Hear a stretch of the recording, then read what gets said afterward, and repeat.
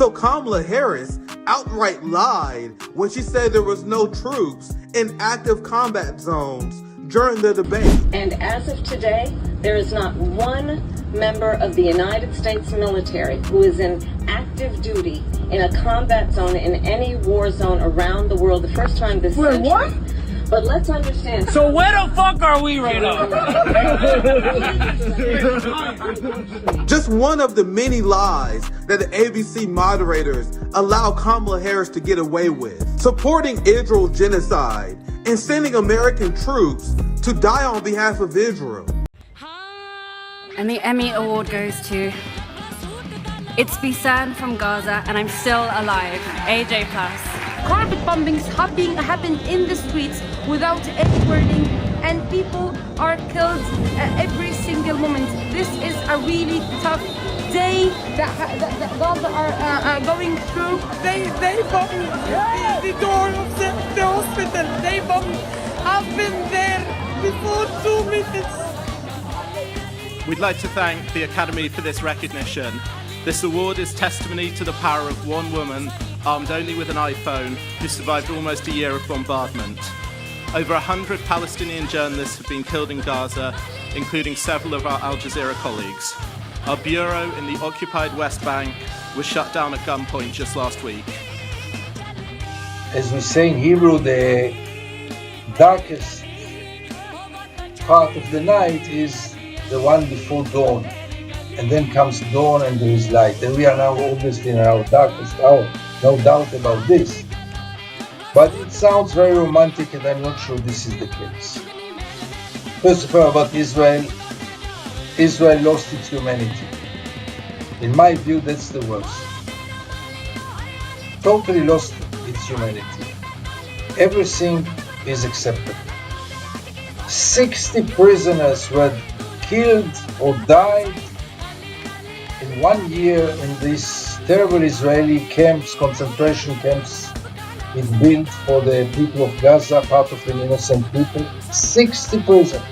In Guantanamo, in over 20 years, there were 6 prisoners dying, and the whole world was troubled by Guantanamo, and rightly so. 60 prisoners being dead, most of them because of starvation, diseases, or violence. Nothing. Israel is totally indifferent. And so about the killing, and so about the destruction. Israel lost its humanity. That's the first and most dramatic change. Then came the political changes.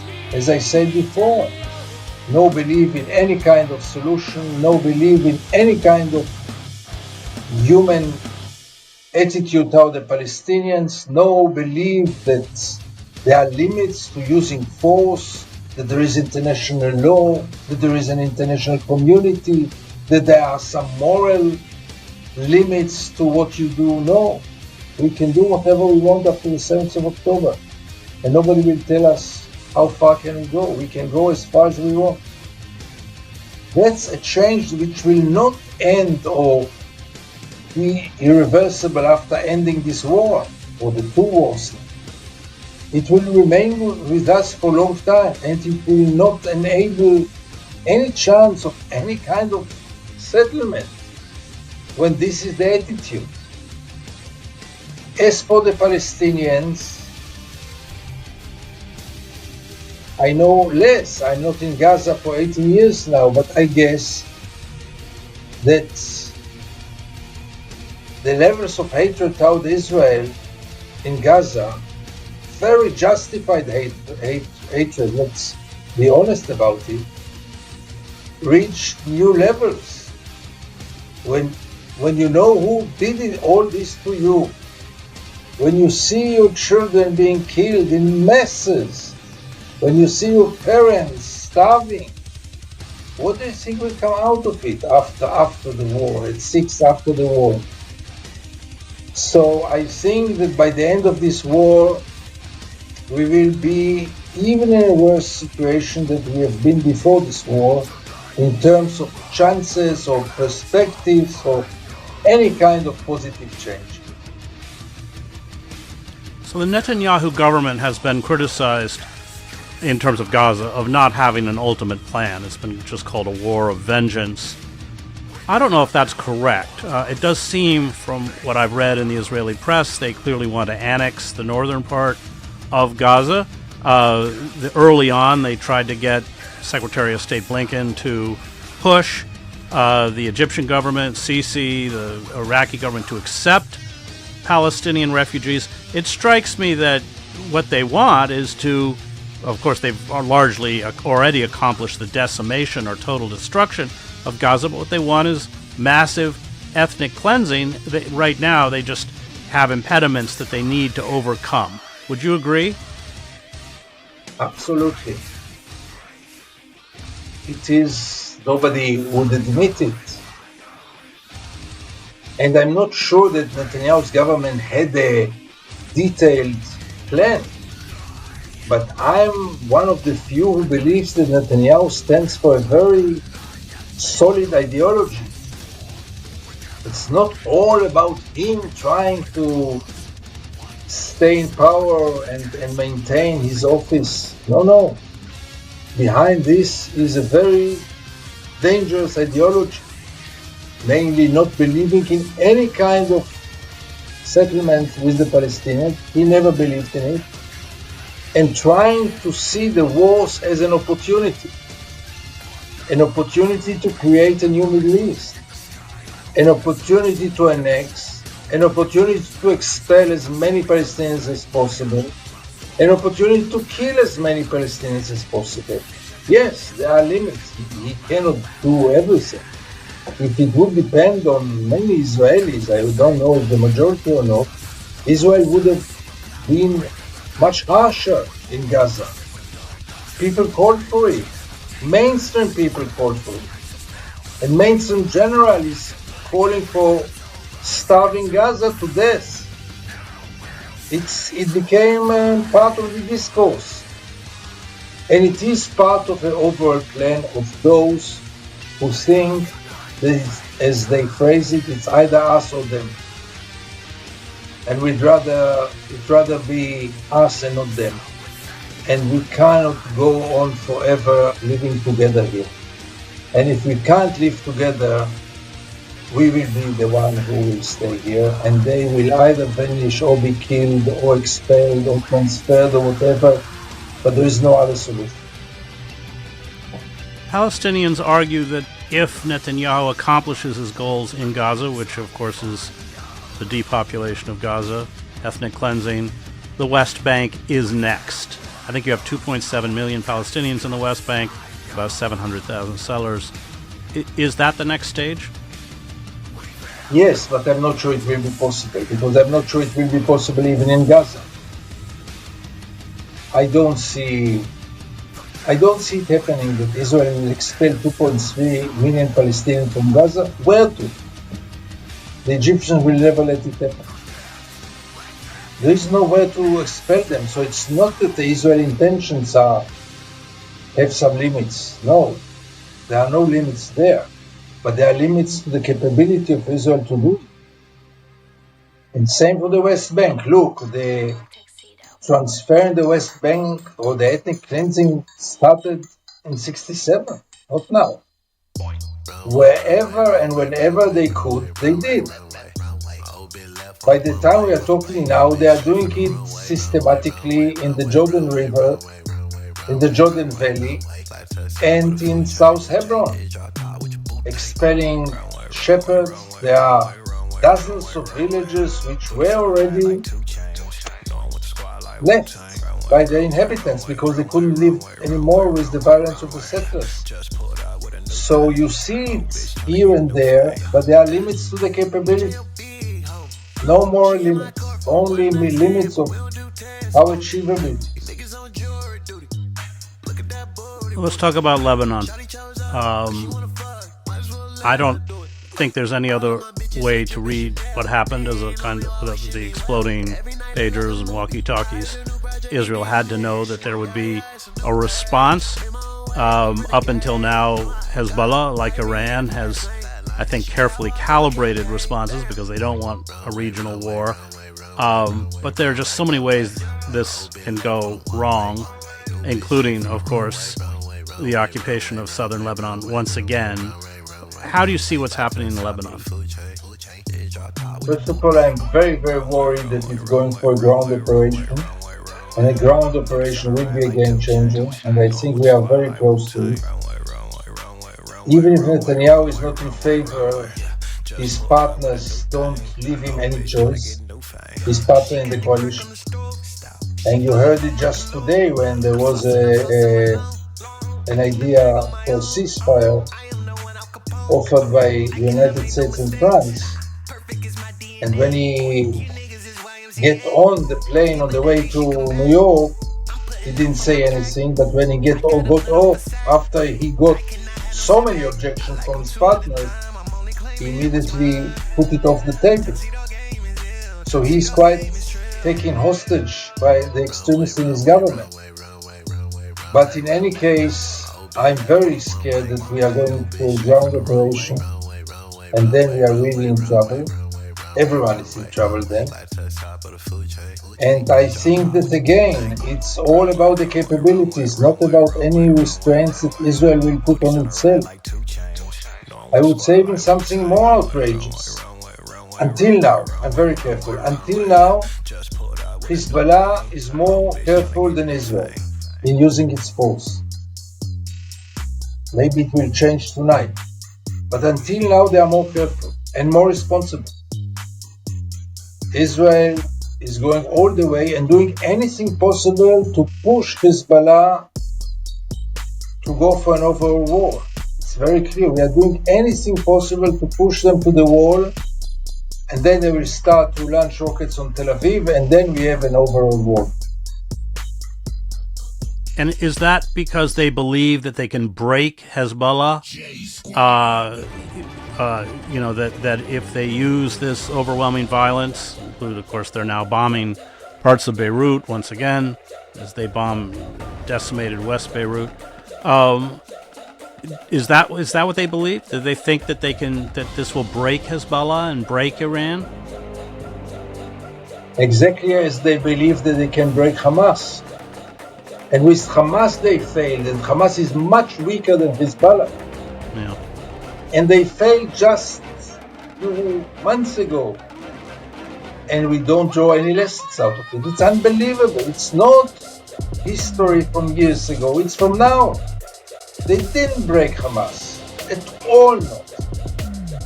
And here they go for the same strategy also with Lebanon, believing that they have to crush Hamas and that Hezbollah, and that it is possible. And we learned, and we did learn, but we saw already that in Gaza it didn't work. So why would it work in Lebanon, for God's sake? With a much stronger organization, with a much more massive Iranian commitment than to Hamas. But So that's a matter of fact. Paint for me the worst scenario. What worries you the most about where we could head? For the short run, it's a regional war. But for the long run, When you say My regional main- war, are you including Iran and Syria? yes, sure. In one way or the other, sure. That's the worst scenario, if Iran gets in. But for the long run, my concerns are much different.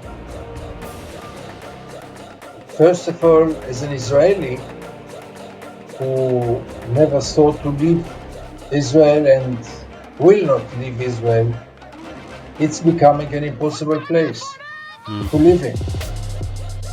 And that's a major concern for me, personally. It is also about the world, normalizing it and learning to live with it. I'm very afraid that what happened to the American natives might happen to the Palestinians.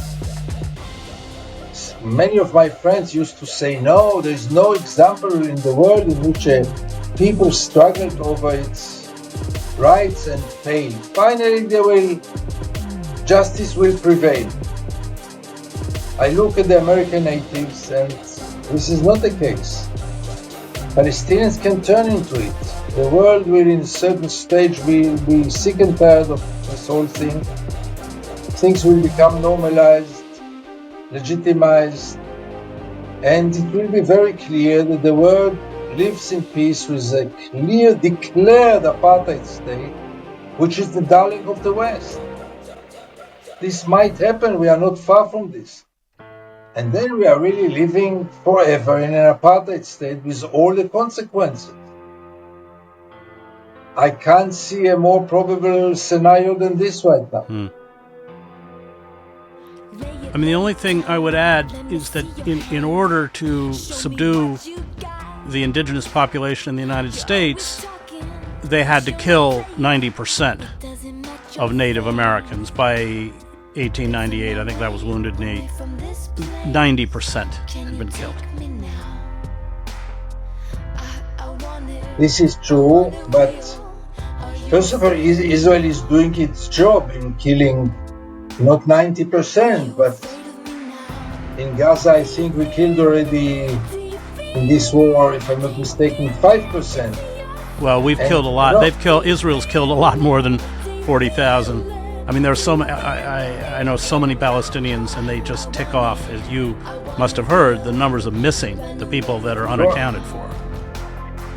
So we are doing the job. We are getting there. And secondly, we are killing the Palestinian people. The people of Gaza, after this war, will not be the same people. We broke all the solidarity there, all the social networks. I mean, we are really breaking them as a people. We don't need necessarily to kill them physically, but we are killing their spirit. We are killing.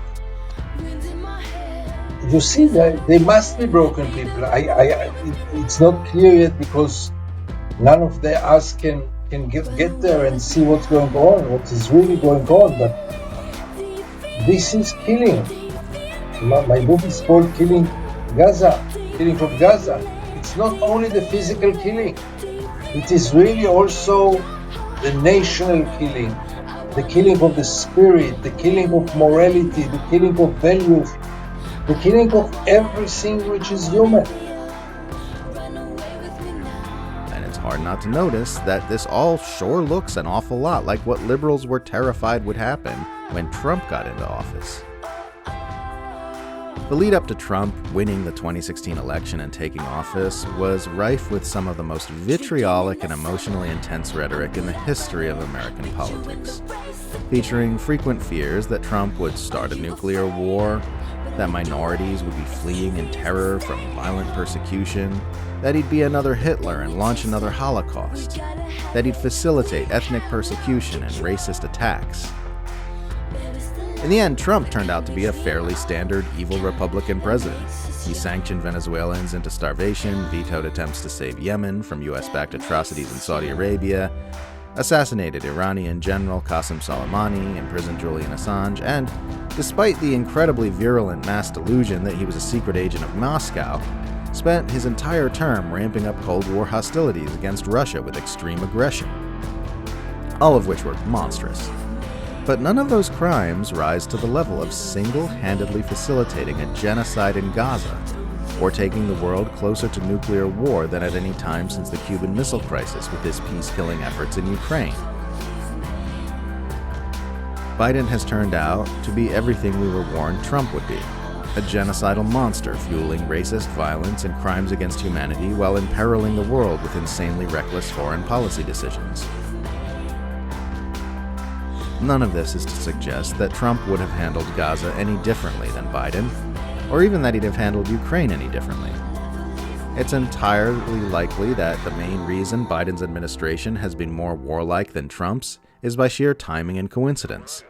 The US empire tends to trudge onward in more or less the same direction regardless of who's in office, with wars occurring not because of who happens to be president in any given instance, but because of whatever the empire's needs happen to be at that time. The lesson of Joe Biden's depravity is not that it would have been better to have Donald Trump in office. It's that it doesn't matter who gets in. because only murderous monsters are allowed to play that role in the management of the U.S. centralized empire. The globe-spanning power structure, which loosely revolves around Washington, is held together by non-stop violence and abuse. And nobody who isn't willing to inflict copious amounts of violence and abuse on human beings around the world will ever make it past the gatekeeping measures that have been placed between that office and the illusion of democracy that the American people have been deceived into believing is real. The atrocities will continue for as long as that empire exists.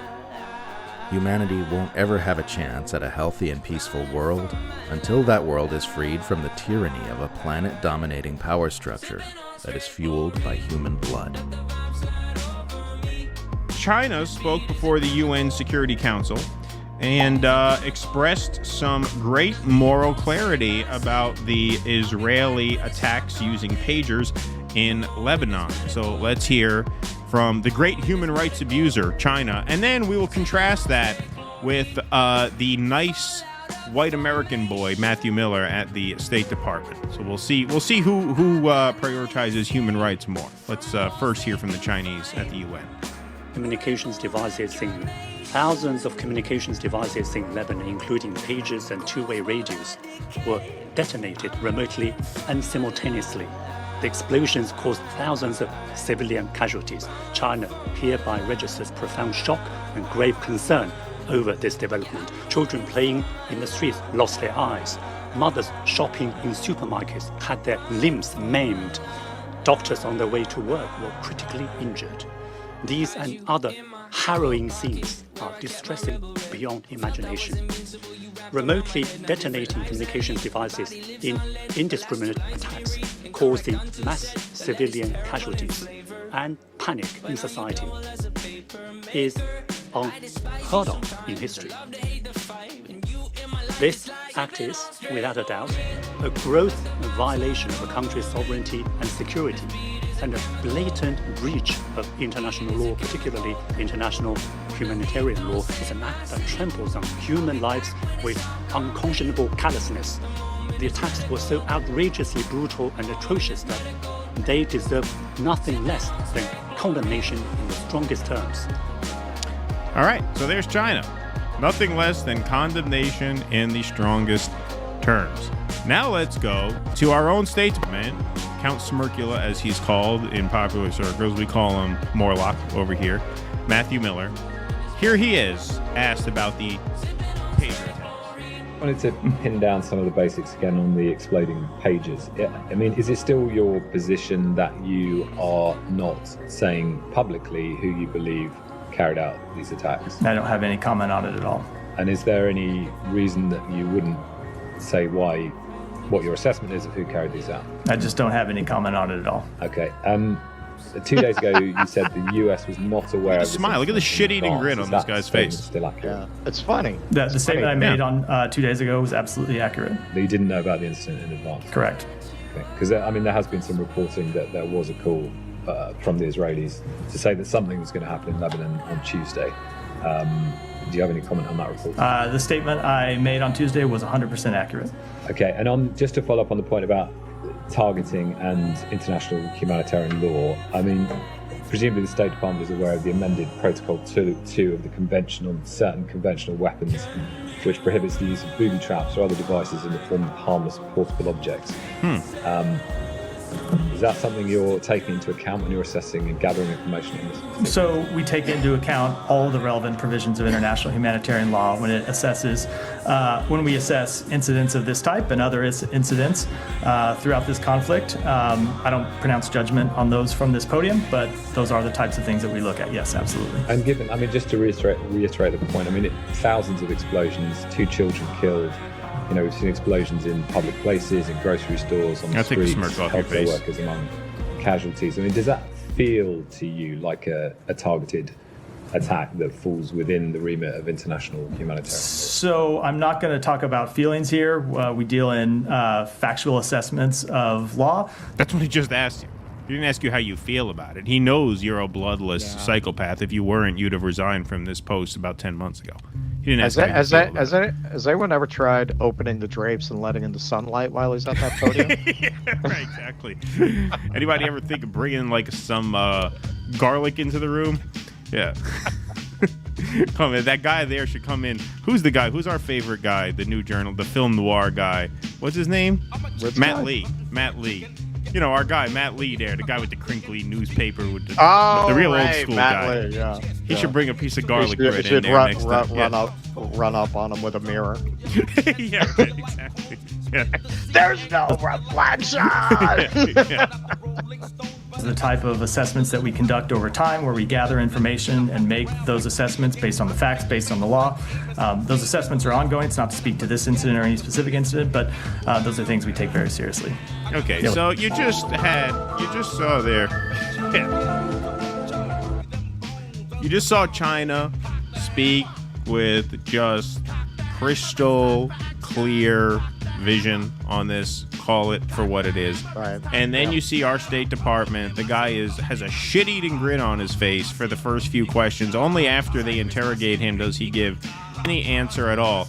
That's the face of the United States when this subject comes up versus China. Now look, I'm not a utopian thinker. I don't think any system is beyond criticism because I don't think any system succeeds indefinitely over time. I think all systems fail over time, and so I would not defend China as a utopia.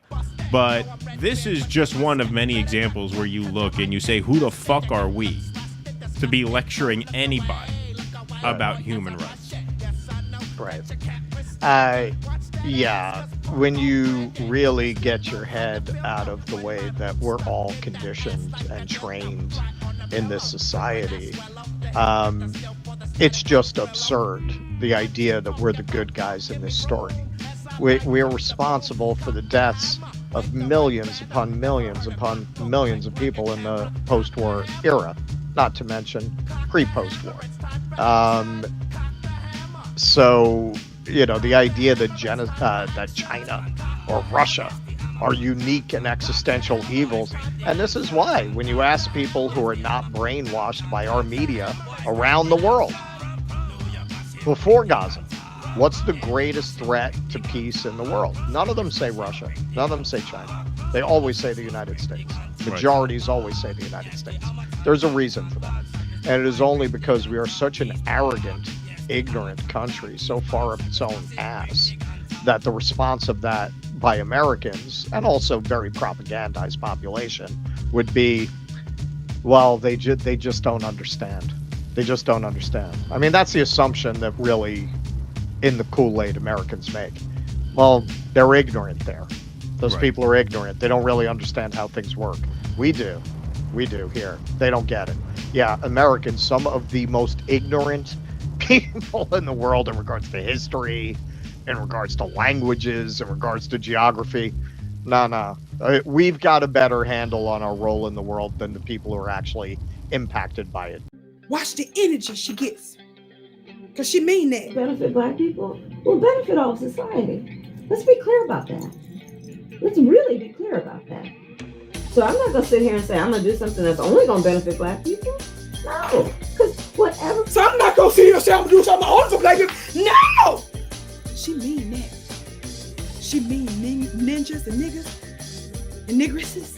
Hell no, I ain't gonna do something for just you. What I look like as a Brahmin, a South Asian Indian, doing something just for you. That's the only time she's really real, when it's something she believes in, and what she believes in is not doing nothing for you. And notice she said it a couple of times. She said it in the beginning real slick when she rubbed her nose, and then she said it full-throated, full chest, high-pitched, acapella, soprano. What she wasn't gonna do for you. And the context was, do you support reparations? And the lady followed up when she started filibustering and started talking about some of the program that's gonna benefit everybody else. And Kamala made it clear what she wasn't gonna do for you. This is what the media could have asked her, but she got a pass. This ain't even all the way I was trying to go today, but y'all lie so much out there. And some of you ninjas and you black bootlegs lie so much. When she was specifically and directly asked, does she support reparations? She didn't say she supported reparations. She didn't say she supported no study. She specifically said no, repeatedly. It's you all that's out there lying for her. and we have no respect and love for you, traitors. You blasphemous devils. You can see Tlaib and her pager explodes, the implication being she works with Hamas. So Abdullah H. Hammond, he's the mayor of, I believe, Dearborn. Absolutely disgusting. Anti-Arab bigotry and Islamophobia have become normalized in our media. The National Review ran this dangerous cartoon of Rashida Tlaib. This garbage was created by Henry Payne with the Detroit News. At what point will people call this out?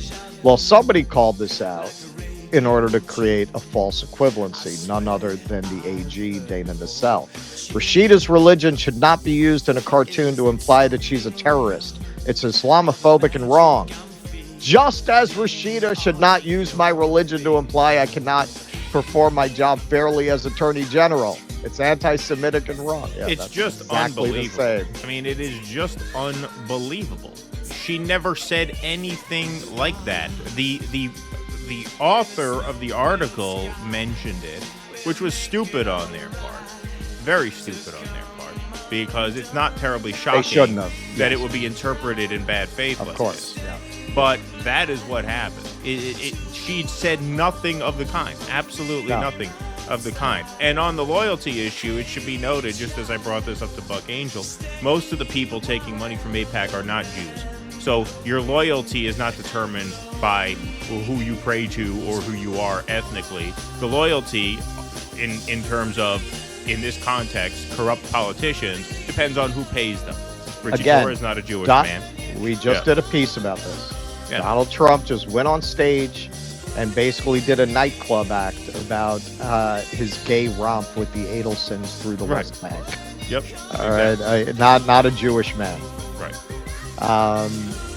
Okay, so Jonathan Greenblatt, the paragon of virtue that runs the ADL, Governor Whitmer, when your attorney general prosecutes people for violating the law, harassing Jews, and attacking police officers, it's in the interest of public safety.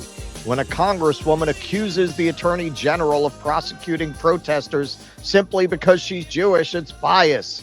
Saying you want to make sure that students are safe on our campuses is just words if you are not willing to use your bully pulpit to speak out unequivocally on anti-Semitism and support holding people accountable for violating the law when it affects Jews. And this is kind of promoting an article he wrote, which, according to the reporting, had a lot to do with spreading this charge in the Jewish Insider. Okay, so certainly CNN is going to get this story right.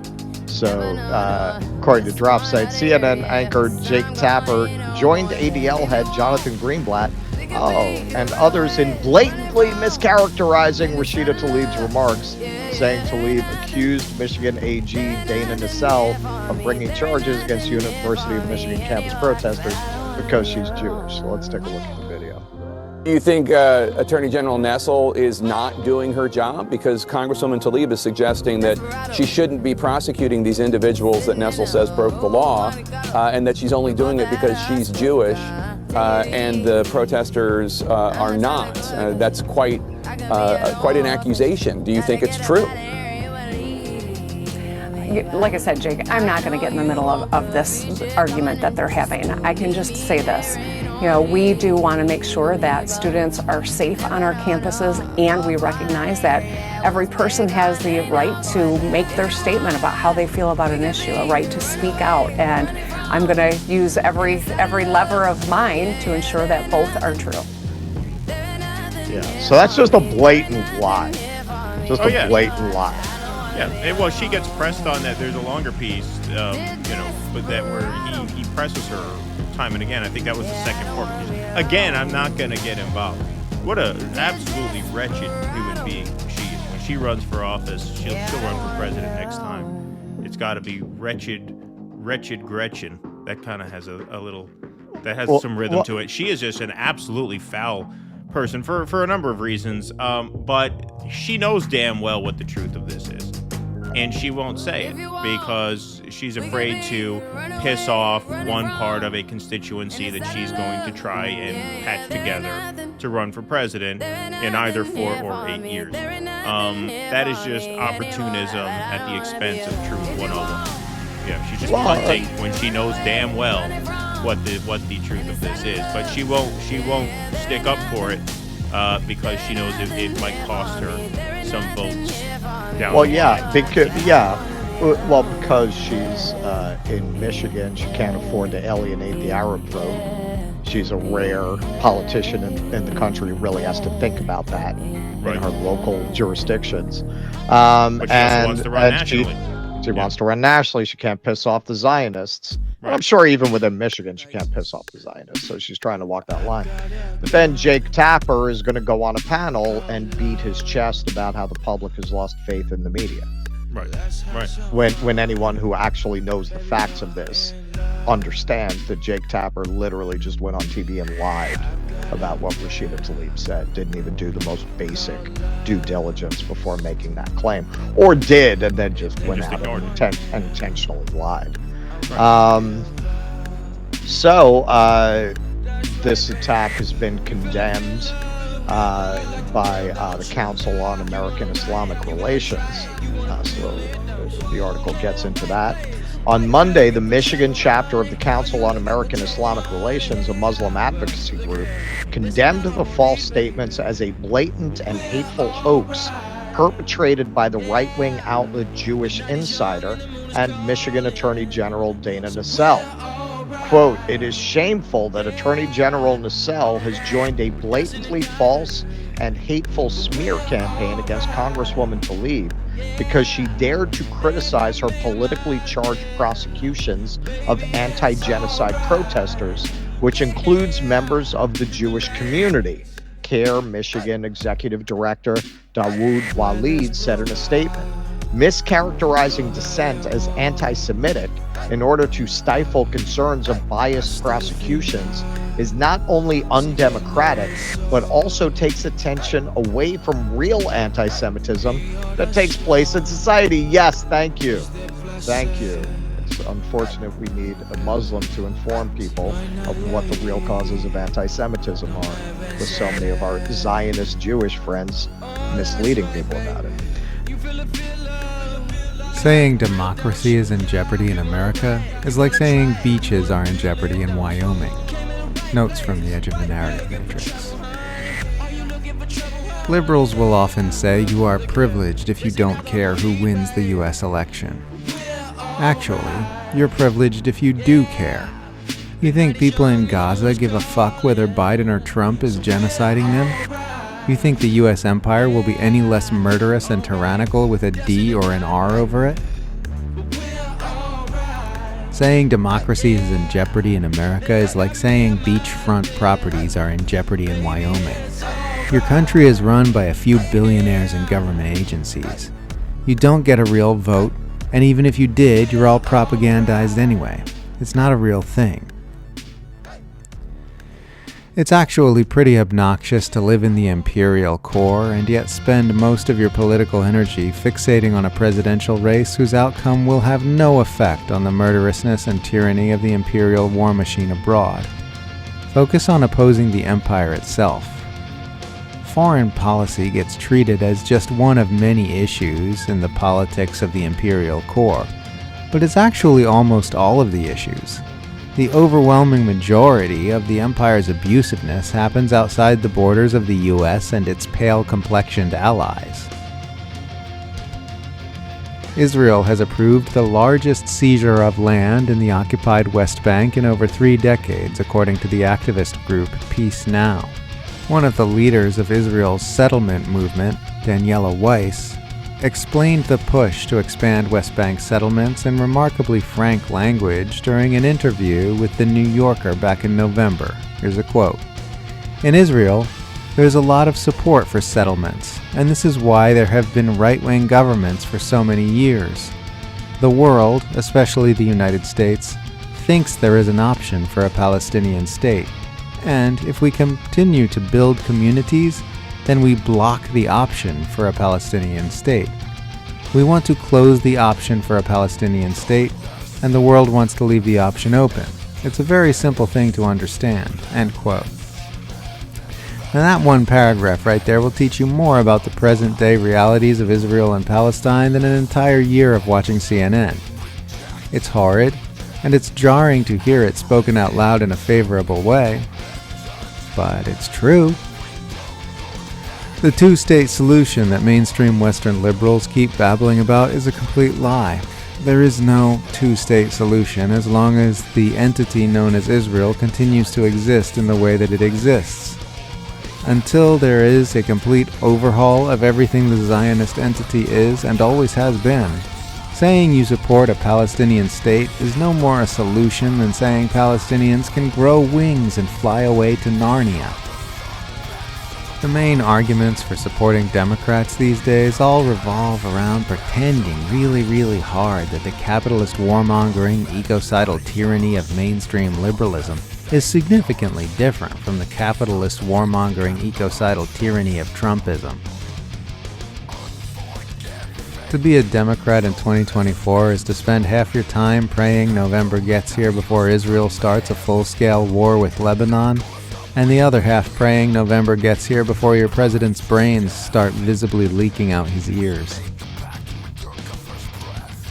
The central political argument of the mainstream so-called moderate is that we can solve our problems by working collaboratively with the giant corporations, banks, and imperialist interests who are causing all our problems. Think about the manic, frenzied way that Western politicians, pundits, and celebrities focused on unconfirmed reports of rapes on October 7th, and their complete lack of interest in all the reports that have been coming out about Israel using rape as an instrument of torture. Why the discrepancy? Is it just political bias, or is it something uglier as well? Do Israel apologists perhaps focus on one set of rape allegations with such freakish intensity because they know that it resonates with generations of superstitious paranoia in white societies about dark-skinned men wanting to rape white women?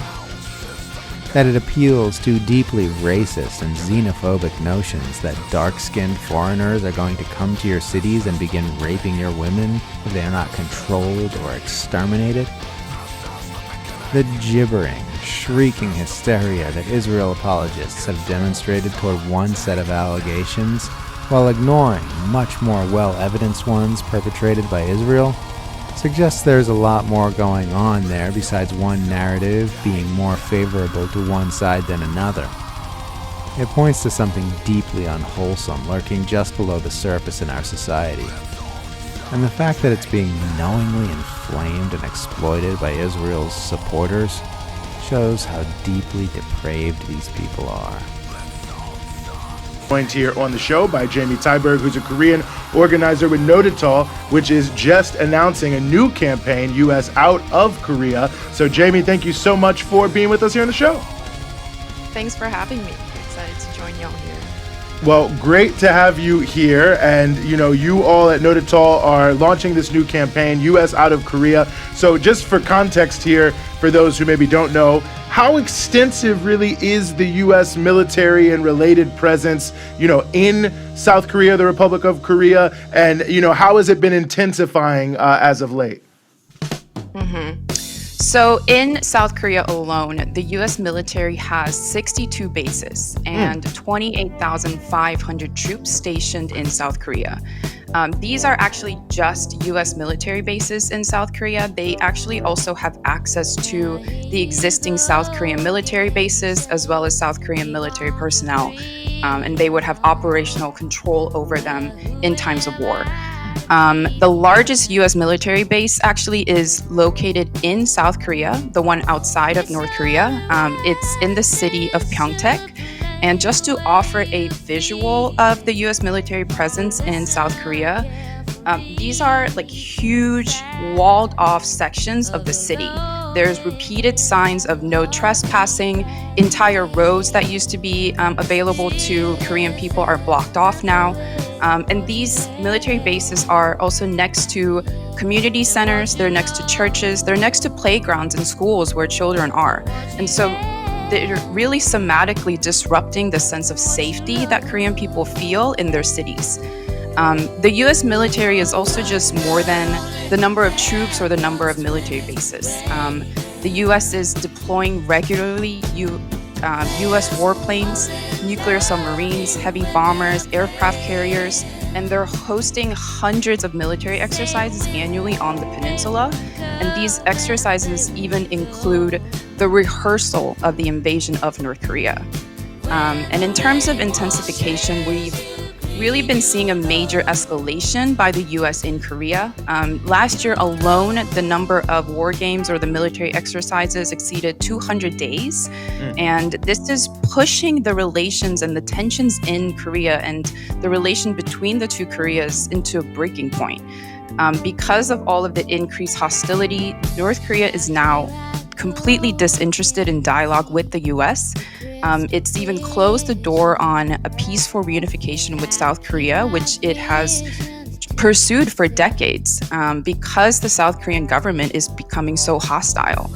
And so now North Korea is being forced to respond with increasing their defenses. And this is putting the Korean peninsula at the highest risk of an active state of war in decades. That's just wild to have it framed that way because, you know, in the media and, of course, the way the U.S. government frames it, it's always that the U.S. presence in Korea is there to protect the Republic of Korea. They're just there to, like, make everybody safe, right? And, of course, deterring threats. So, you know, what's the real purpose of having such a huge footprint on the peninsula if not to protect the Republic of Korea? Before I get into the real purpose, I would say in terms of the narrative around the US is there to really protect people, you know, when I talk to my family members in South Korea or talking with the organizers in South Korea or all of the elders, one thing that is clear across class, across age, across gender is that US presence does not translate to safety or security or peace. For my grandparents' generation who lived through the Korean War, they witnessed firsthand the violence of the US military. They saw the number of bombs that were dropped on Korea during the Korean War, which exceeded the number of bombs that they dropped in the entire Pacific during the Second World War. And just a few weeks ago, actually, the South Korean media reported that a new CIA document has been uncovered that proves that the US gave orders to bomb civilian neighborhoods in Seoul in the early days of the Korean War. And so while we are taught, if we're taught at all, that Seoul was destroyed by North Korea, now we have evidence, a CIA document as evidence that the US was the culprit that played the larger role in the destruction of Korea.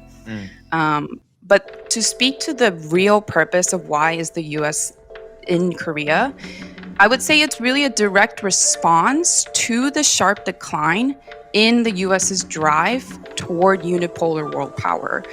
They're losing power politically, they're losing power financially, they're losing power economically. The only power that they have left to exert is military power. They're seeing the emerging multipolarity under the guidance of the People's Republic of China, of Russia, the former Soviet Union. And unlike other countries that might also have some power, these two countries are huge, both in terms of population as well as land mass. So the US knows that it can't actually compete with them when it comes down to it. And China especially is surpassing the US economically. And China is also playing more of a mediating and facilitating role on the world stage politically. We saw this with Palestine when China invited the political parties of Palestine to discuss dialogue and unity. And countries in the Pacific, in Asia, particularly consider China as a source of collective economic development.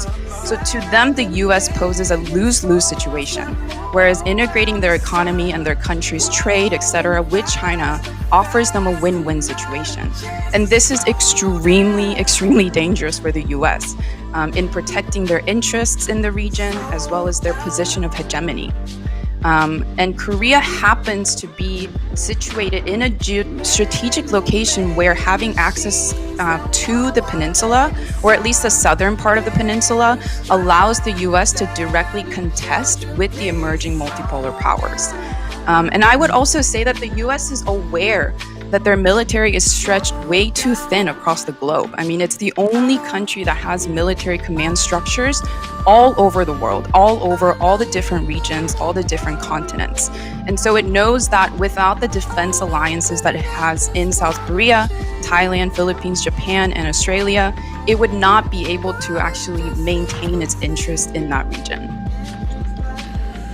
No, I think that's critically important analysis, and to some degree, in both what you were saying there and what your response to the first question, you've already spoken to this to some degree, but I want to speak to it a little bit more because I think it's critically important, and I know it's both historical and contemporary, but the impact on just the day-to-day lives of people in South Korea, of course, where all these U.S. troops are, but I would assume, also in North Korea as well, where if you're faced with this, undoubtedly that's affecting your day-to-day life. If you could just speak a little bit more about those kind of impacts of what this U.S. military presence is really having on people. It's pretty mainstream and honestly has crossed over to the culture, I would say, that the U.S. military is not a force of security and safety for people. I mean, take a look at the movie The Host, which was a huge blockbuster in South Korea as well as across the world, directed by the director of Parasite. The movie is literally about the pollution from the US military giving birth to a monster in the Han River, which then destroys the lives of regular working people in Korea. The US military has admitted to burying massive barrels of Agent Orange in South Korean soil, which, if you know anything about the environment, it's the same soil that also crosses over to the north. Groundwater in Seoul itself has been poisoned by the US military. Tons of other places where US war games and military dumping are happening have left massive amounts of carcinogens in the soil and the water.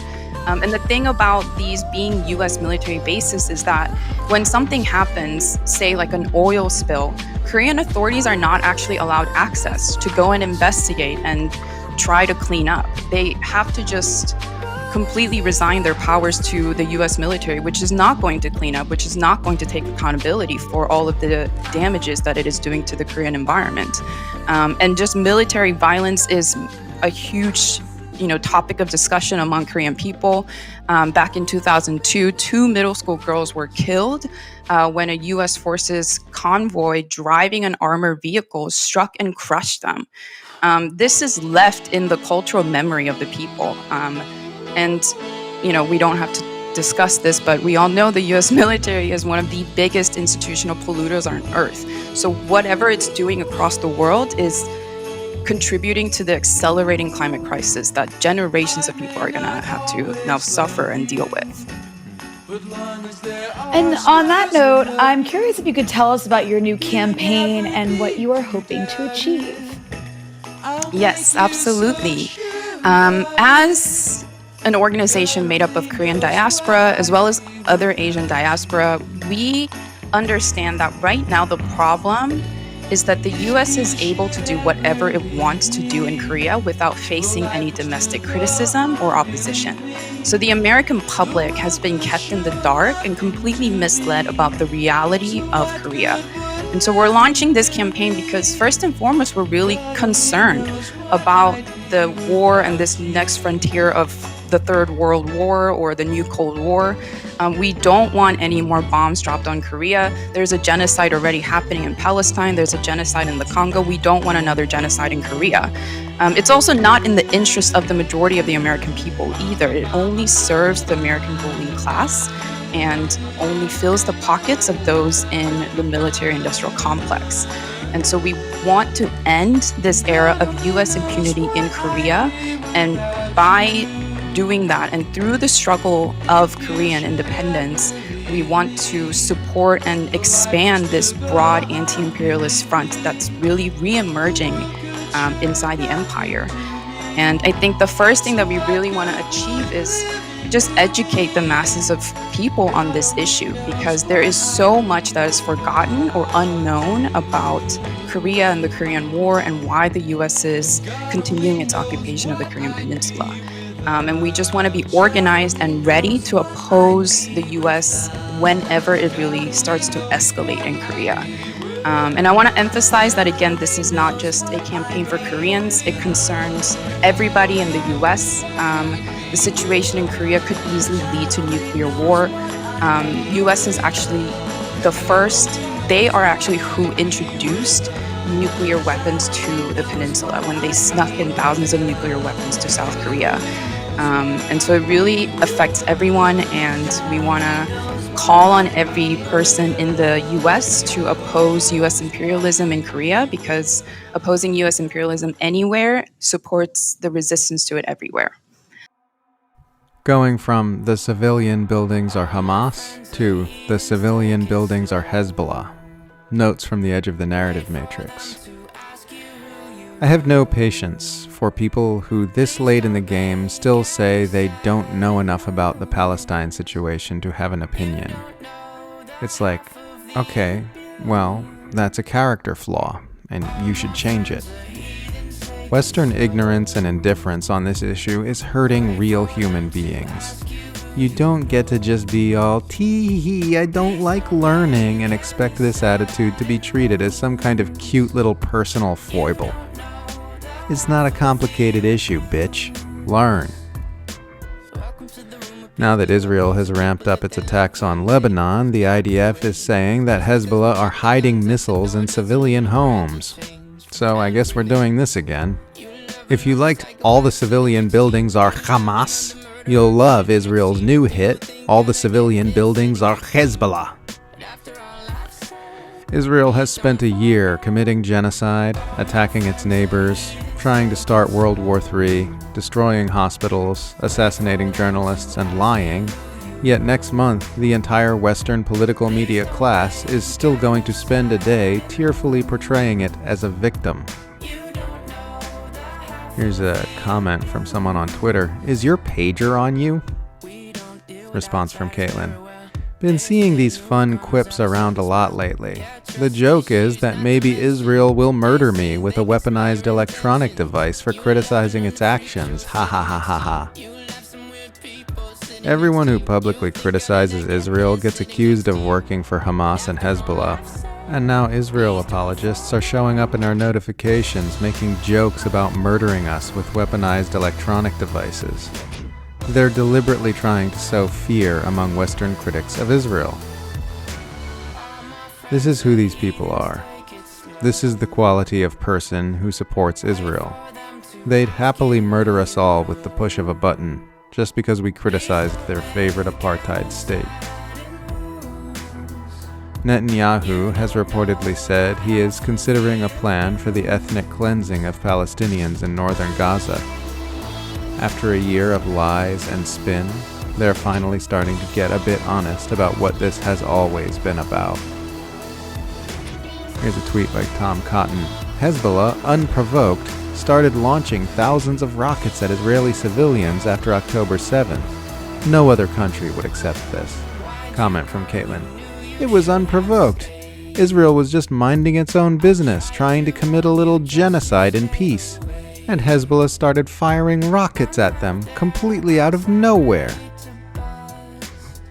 CNN, the Jewish Insider, and the Anti-Defamation League have been colluding in a full-scale mass media psyop to deceive the public into thinking Michigan Representative Rashida Tlaib made an anti-Semitic comment about her state's attorney general. CNN's Jake Tapper has been knowingly lying about comments Tlaib made in an interview, falsely reporting that the congresswoman said Michigan Attorney General Dana Nessel only filed charges against anti-genocide protesters because she's Jewish and the protesters are not. CNN's Dana Bash then repeated these false allegations. It never happened. They made the whole thing up. Tlaib never made comments remotely of that nature, and the reporter who did the interview has been all over social media saying CNN is falsely reporting on her words. It's perhaps not the most significant thing happening in the world right now, but it does say important things about the outlets and reporters who tell people how to look at major world events in our society. Biden had another lost at the podium moment the other day, this time forgetting he was meant to be introducing Indian Prime Minister Narendra Modi after a speech. Biden supporters were so rabidly nasty to those of us who said he has dementia. They called us Russian agents, fascists, and conspiracy theorists. They never admitted they were wrong. They just pulled him from the race and, much like their president, forgot the whole thing. It's so surreal how we're all seeing clear and undeniable evidence that the US has no functioning president and doesn't actually need one, even as the presidential race consumes all political energy and attention in the nation for months. During a speech at the Israeli-American Council on Thursday, Donald Trump admitted that while he was president, the late megadonor Sheldon Adelson and his wife Miriam were at the White House almost more than anybody outside of people that worked there, demanding political favors for Israel, and that he gave them what they wanted. In 2013, Sheldon Adelson said the US should drop a nuclear bomb on Iran. This was the sociopathic oligarch who, according to Trump, essentially bought his way into the White House via campaign donations. Donald Trump is a big fat Israel slut. If the US and UK carved out a piece of China or Russia and gave it to the Mormons, that new nation would exist in a continuous state of Western-backed violence for as long as it existed. Israel exists in a continuous state of Western-backed violence for the exact same reason.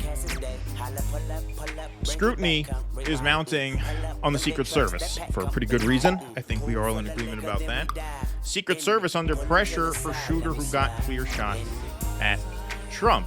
For more than a half century since the assassination of President John F. Kennedy, the Secret Service has routinely surveyed and secured all structures near major national political events to prevent gunfire from reaching a president or anyone else under the agency's protection.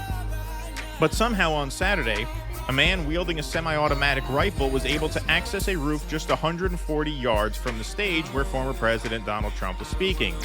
Now under scrutiny for its worst security breach since the 1981 attempted assassination of Ronald Reagan, the Secret Service is facing pressure to determine whether it failed to devote enough resources to the protection of a former president termed presumptive nominee. Among the questions agency officials are seeking to answer, according to a senior official, is whether the agency suffered a critical breakdown in communications with the local police in Butler, Pennsylvania, who were assigned to secure the outer perimeter where the gunman positioned himself on the roof of a nearby building. President Biden said Sunday that he had directed the Secret Service to review all security measures for the Republican National Convention, which takes place this week in Milwaukee, and he said he had ordered an independent review of the security at Saturday's rally. Lawmakers in both parties are calling on the Secret Service Director, Kimberly Cheadle, to account for decisions that may have left key responsibilities to local authorities, and law enforcement officials and experts are expressing shock at what they say is an obvious failure by the agency to plan for a Trump rally in a period of rising national polarization. Kevin P. Rojek, the FBI special agent in charge of the Pittsburgh field office, said it was surprising that the gunman was able to open fire on the stage before being killed. Cheadle, the Secret Service director, sent a memo to her agents on Sunday lauding their fast action to evacuate Trump after shots were fired. The attempted assassination of former President Trump in Butler, Pennsylvania, is a moment that forever will be remembered in history, she said in the memo, according to a section that was read to the Washington Post.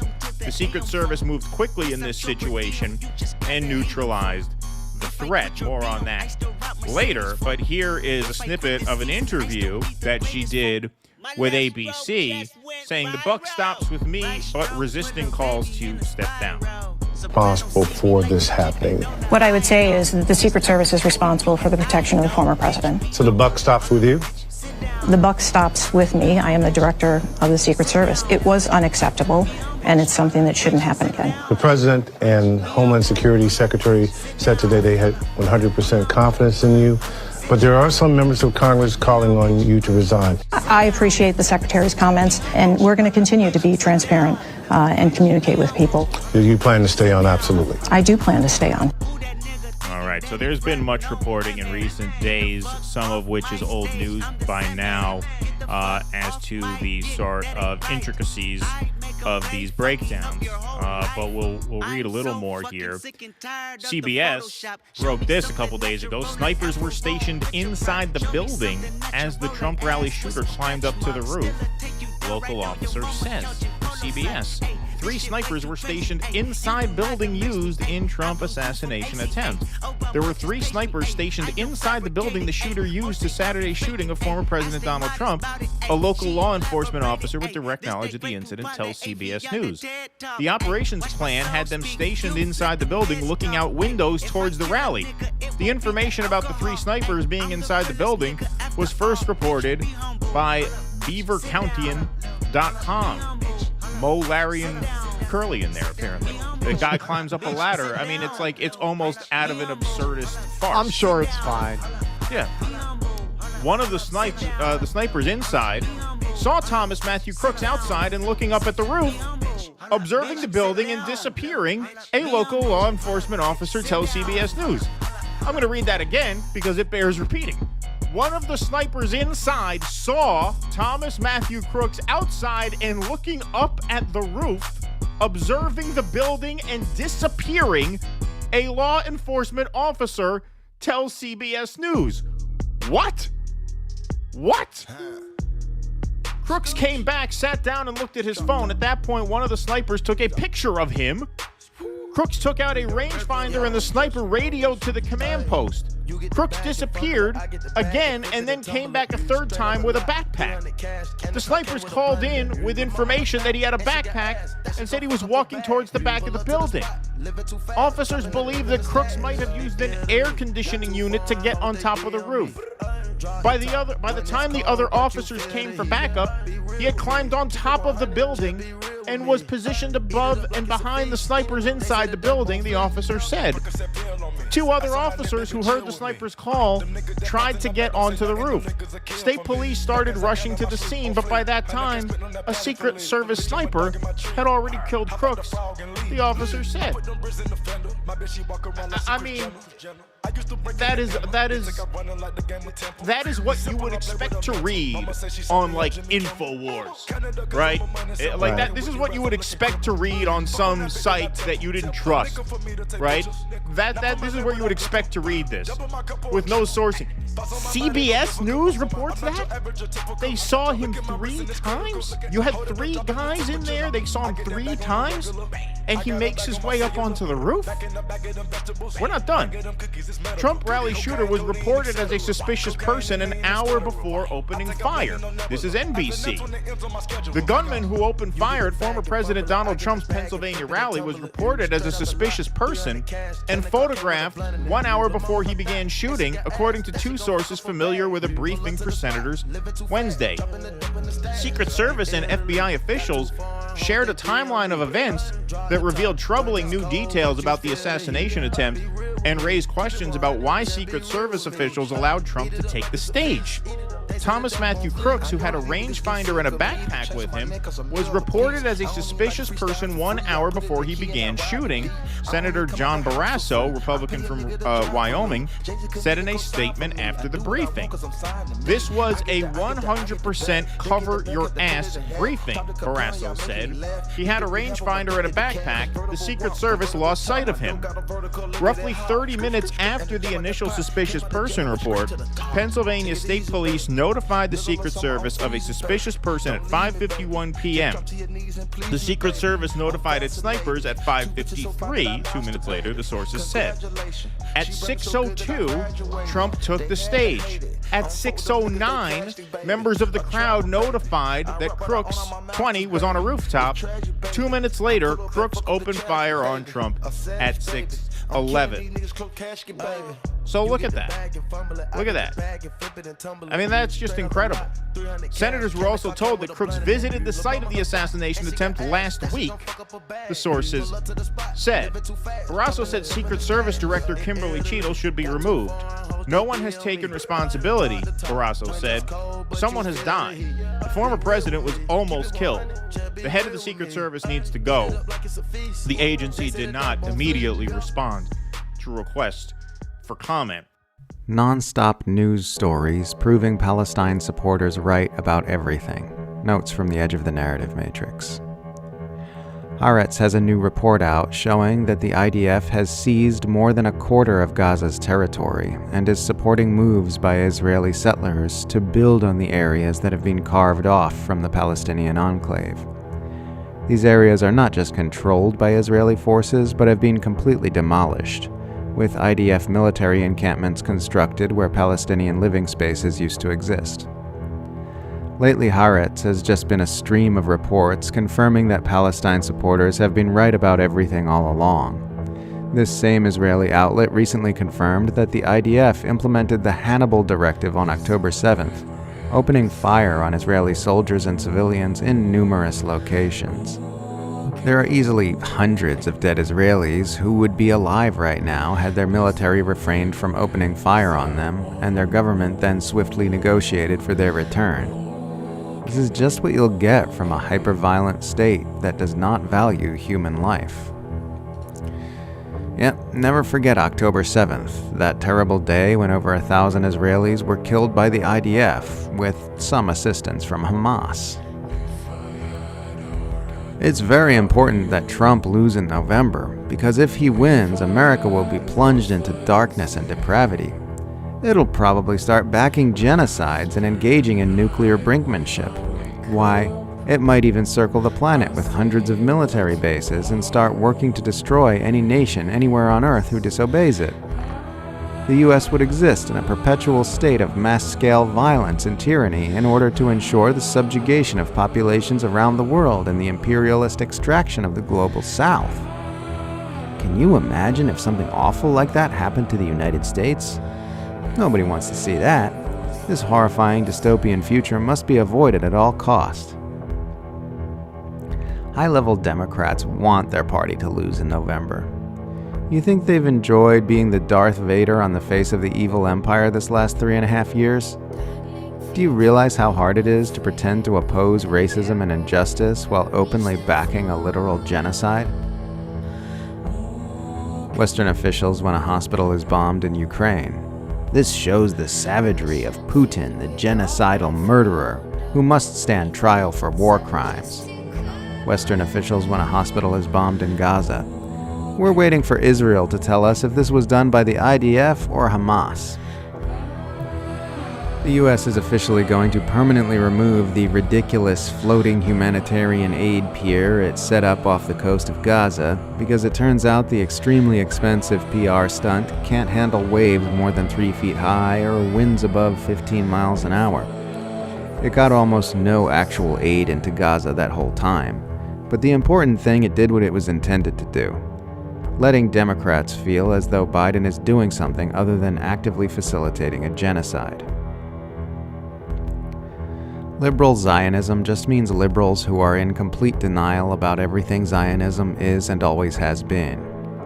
They claim they just want Jews to have a homeland, but don't support racist abuses against Palestinians, simply glossing over the fact that the State of Israel has literally always been murderous and oppressive to Palestinians throughout 100% of its existence, because the very idea of dropping a Jewish state on top of a pre-existing population of non-Jews necessarily means there will be inequality, displacement, violence, and abuse. Liberal Zionists compartmentalize away from this reality by saying they support a two-state solution to the violence and oppression, again just cognitively skating right past the fact that Israel has made a two-state solution impossible with its constant official and unofficial seizures of Palestinian land, with the express goal of stopping the creation of a Palestinian state. Until there is a complete overhaul of everything Israel is and always has been, there will be no two-state solution. It's just a series of empty noises liberal Zionists make to allow themselves to compartmentalize away from the glaring contradictions between their liberalism and their Zionism. In some ways, they're actually worse than the high-octane racists on the Israeli right and their right-wing backers in the West, because at least those guys are honest about who they are. They just come right out and say, yeah, we hate Palestinians and we want to get rid of them, while the liberal Zionist effectively supports the same policies, while lying about it the entire time. Is it somewhat symbolic? I can't imagine that these problems in the agency, if indeed these are innocent problems, which itself is open to question. I can't imagine they started under her tenure, but that's called the buck stops here. That's called responsibility. This happened on your watch. You resign. The idea that she's not resigning with, as the article said, the greatest failure of the Secret Service since the Reagan assassination attempt in '81, of course you resign. You take responsibility. You're the head of the agency. Of course, it's a symbolic role. Does she sit there and control day-to-day disposition of Secret Service agents? I'm sure that's not the case, but you run the agency, then you got to resign. That aside, it's hard to say. We're in an America where incompetence is spreading like wildfire. So is it gross incompetence of everyone involved, or is it something more nefarious? It's very difficult to say. Obviously, the circumstances are extremely bizarre. Yes, they're extremely bizarre. And look, we don't work in the field, obviously, but we've covered this enough. We've learned about this enough. We did a whole segment, which we clipped as a separate piece, that emphasized a focus on the overhead map, the layout. As events go, and again, we're speaking as laymen here, obviously, it seems to me like this was a relatively easy venue to secure because it's relatively secluded. There aren't, 50 rooftops surrounding where the stage is. It's not in the middle of like Washington Square Park where people could be stationed anywhere. This is a situation where you had, half a dozen buildings, half a dozen rooftops to secure? I don't buy that you couldn't have staffed a person on every rooftop, especially since you had local police, especially since you have people inside the building. Why have 3 people stationed inside the building and not put one of them on top of the building? Why were 3 people in the building and no one on the roof? That makes no sense. There is no good explanation for that, whether it's incompetence or something worse. There just is no good explanation. And yes, if you're the head of the agency and that happens on your watch, even if it's not, as Russell said, your fault, the buck stops there. And if you are as concerned as so much of the political leadership class is concerned that people's trust in these institutions are eroding, well, the way to restore some trust is to take accountability when something goes wrong and saying, this happened on my watch. I can't be here anymore. I can't be responsible for this anymore.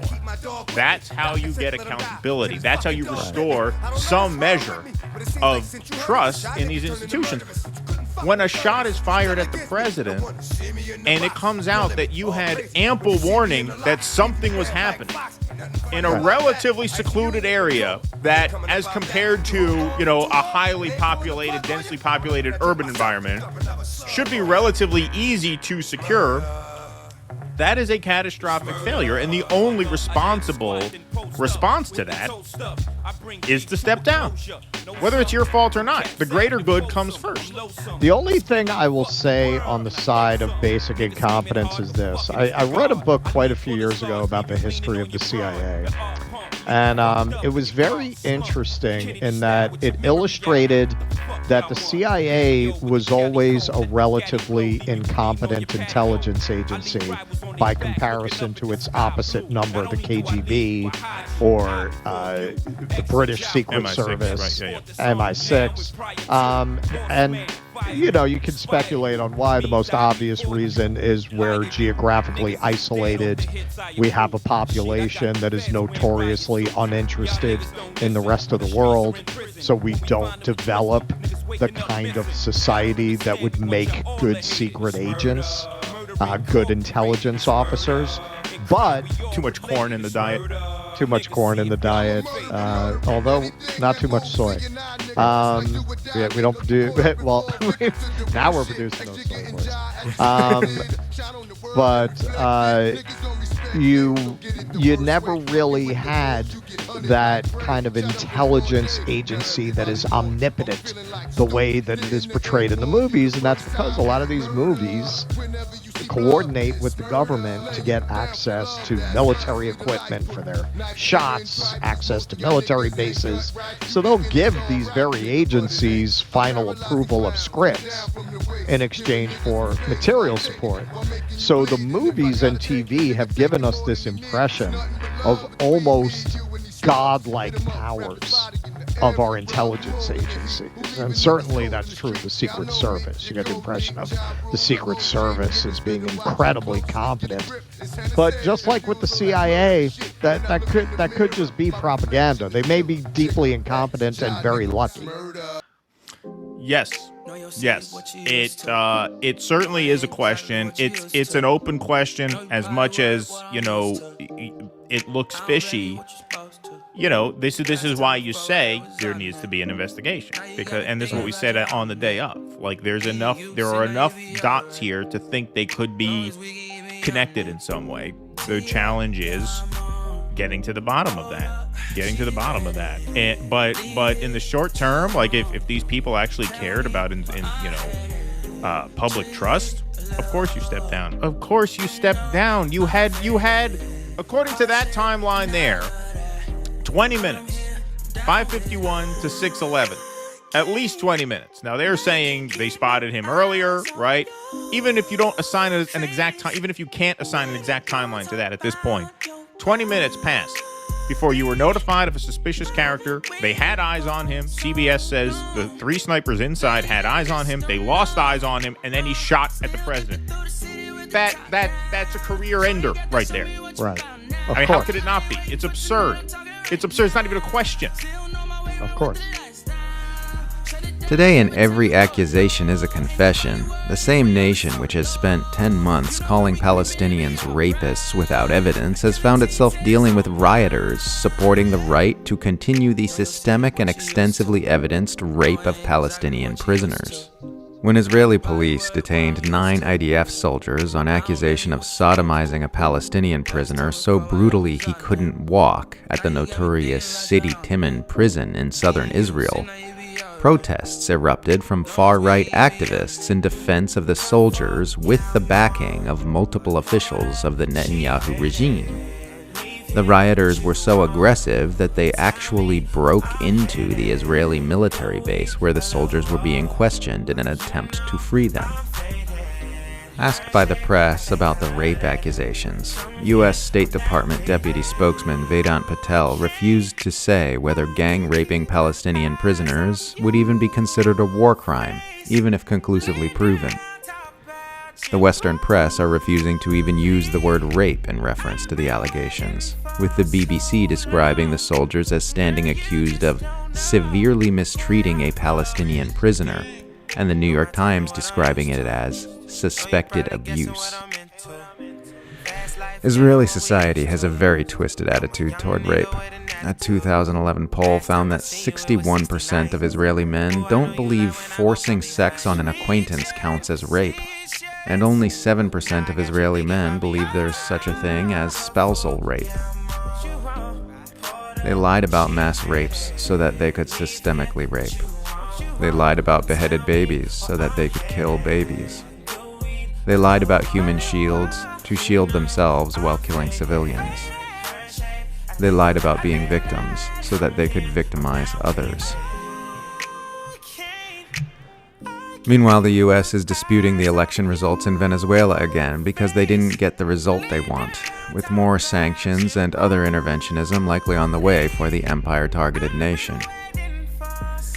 It's just so wild how every few years the U.S. just casually tries to install a coup regime in the oil-rich nation of Venezuela, and the Western political media class treats this as perfectly normal. And then they'll have the gall to shriek about election interference if some Russians make some Facebook memes about a presidential race or whatever. Really says a lot about how evil, entitled, supremacist, and stupid Western civilization is.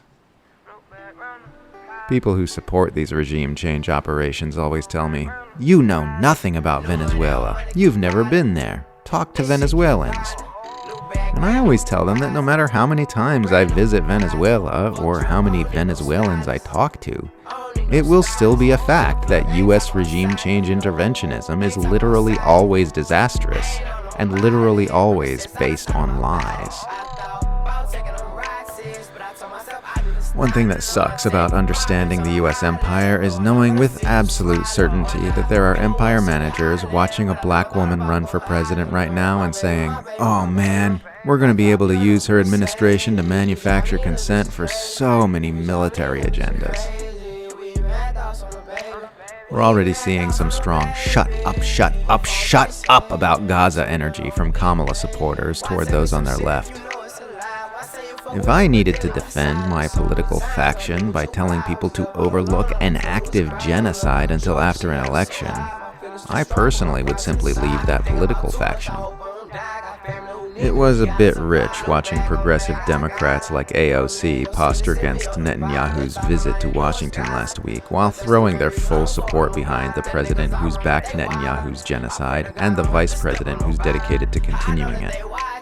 We also saw things like Jerry Nadler announcing that he would be attending Netanyahu's speech out of respect for the state of Israel and the office of the Prime Minister, while denouncing Netanyahu himself as, quote, the worst leader in Jewish history since the Maccabean king who invited the Romans into Jerusalem over 2,100 years ago. One of the biggest scams being peddled by Democrats today is this frantic campaign to spin Netanyahu as meaningfully separate and distinct from everything Israel is, instead of the perfect embodiment of it, to protect Israel's image while it commits genocide and ethnic cleansing.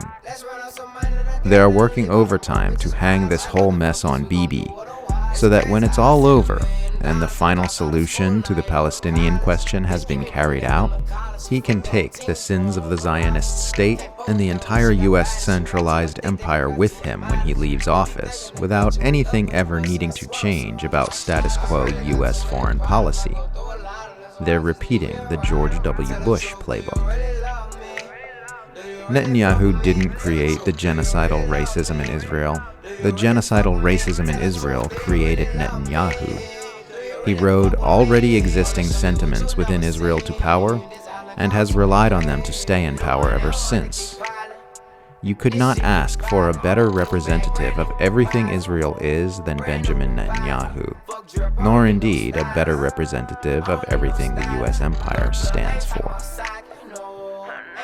This is one of my favorites, before and after tweets. So, hold the line. We got this, says Brooklyn Dad Defiant. That was at 12:58 p.m., so that was about an hour before Biden dropped down. And then his first tweet after, 2:52. Damn. That's that. Harry Sisson, growing up, he took the news well. He still got his gig. He's got nothing to worry about. He's good. He's all good. Joe Biden will go down in history as an American hero, a selfless politician and leader who put the country before himself every single time, which is the complete opposite of Donald Trump. Except for this time. Yeah, except for this one time. We, the American people, owe him our gratitude and appreciation. Well, he'll fit right in. I'm sure he'll do the TikToks for Kamala and everything, so he's really got nothing to worry about. So, he was much more mature than the Brooklyn Dad, much more mature than Chris Jackson or Tristan Snell. His bread is still buttered. His bread is still buttered, man. Cook it well. All right, now we're going to get into the based takes. These are the based takes. Saul Williams. I ain't reading all that. Free Palestine. The great Saul Williams, by the way. Saul Williams. This just happened to come up, like one of the first responses I read. But this is the Saul Williams. How many in the chat know who Saul Williams is? Rapper, performance artist, poet, actor. He was in a Broadway play, like a hip-hop musical a few years ago. But I know Saul Williams because Saul Williams went to my elementary school. He's a Newburgh guy. And, really? Yeah, and when his movie came out, Slam, which came out of Sundance, that was a huge deal at our elementary school. Posters everywhere, even though nobody at the school was allowed to watch it, since that was, to put it mildly, not a kid's movie. But Saul Williams, good people, I would expect nothing different from him. I ain't reading all that. Free Palestine, yes. Well done. Owen Jones. Joe Biden has the blood of tens of thousands of Palestinians on his hands. Israel would never have been able to raise Gaza to the ground without him. I'm a non-believer, but if hell exists, that man would have a first-class ticket there. A monster who belongs in jail. You go, Owen. Hot. You go, Owen. Low key, genocide Joe Biden stands down. Gaza will live long after him. Amen. Aaron Mate, if we valued human life, he would have been forced out for enabling Israel's mass murder and starvation campaign in Gaza, not to mention provoking and prolonging a proxy war against Russia in Ukraine that's cost hundreds of thousands of lives. But we only value money, and his moneyed faction decided that he was no longer a reliable investment. Exactly. Yep. Exactly. Once the leadership turns on you, the money dries up and you can't run a campaign without it, and that is what forced him out. And just to show you how far he has fallen. And this should, I'm sorry, but even if you are blue MAGA, this should be really instructive for you in regards to who controls your politics. Yes. Did you miss that? He got pushed out by the donors. Yes. Donors said, we're not paying anymore. So what are you doing with these primaries and everything? Why don't you just let they said in open court, we're a private organization. We don't have to follow any rules. We could go to a back room and pick the candidate. Why don't you let them? Because that's what they do anyway. Like, why waste your time volunteering and donating and talking about this nonsense as if you have some kind of say over the way this party is run, or indeed over the way your government is run? Well, why even voice an opinion? Why do you even get involved? You just saw what happened. The money people decide. You don't decide. Right, you don't decide. So why voice an opinion? Why go on social media? Oh, I'm with Joe. Right. Oh, I love Joe, but Joe has to go. They don't care. They're not listening to what you have to say. Right. They listen to what Ari Emanuel care. has to say. They listen to what the heir to the Disney Corporation has to say, because they're the ones who write the checks for hundreds of thousands of dollars at a clip to their super PACs. Those people they listen to, they don't listen to you. They don't care whether you like Joe or you want him to swap out. And no matter which path they chose, these blue MAGA people would follow them anyway. So that's all the more reason where even if this were an above-board process, not totally controlled by money, they still wouldn't give a shit what you have to say because they know you're going to follow them wherever you go. Yeah, why not just drop the farce? Right. It's an enormous waste of time and money. I mean, I guess the consultants wanted to keep going. That's how they get paid. Well, yeah, absolutely. You've fallen far, Joe Biden, when Crystal Ball started this cycle, making a proactive case for you, and here she is.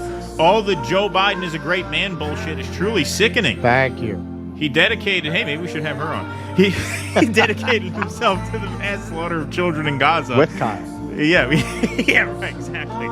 And if there is a shred of justice in this world that will be the remembered legacy of his administration, we should also not forget that Biden and his cronies perpetrated a mass cover-up of his precipitous decline, and this betrayal made it far more likely that Trump once again wins the presidency.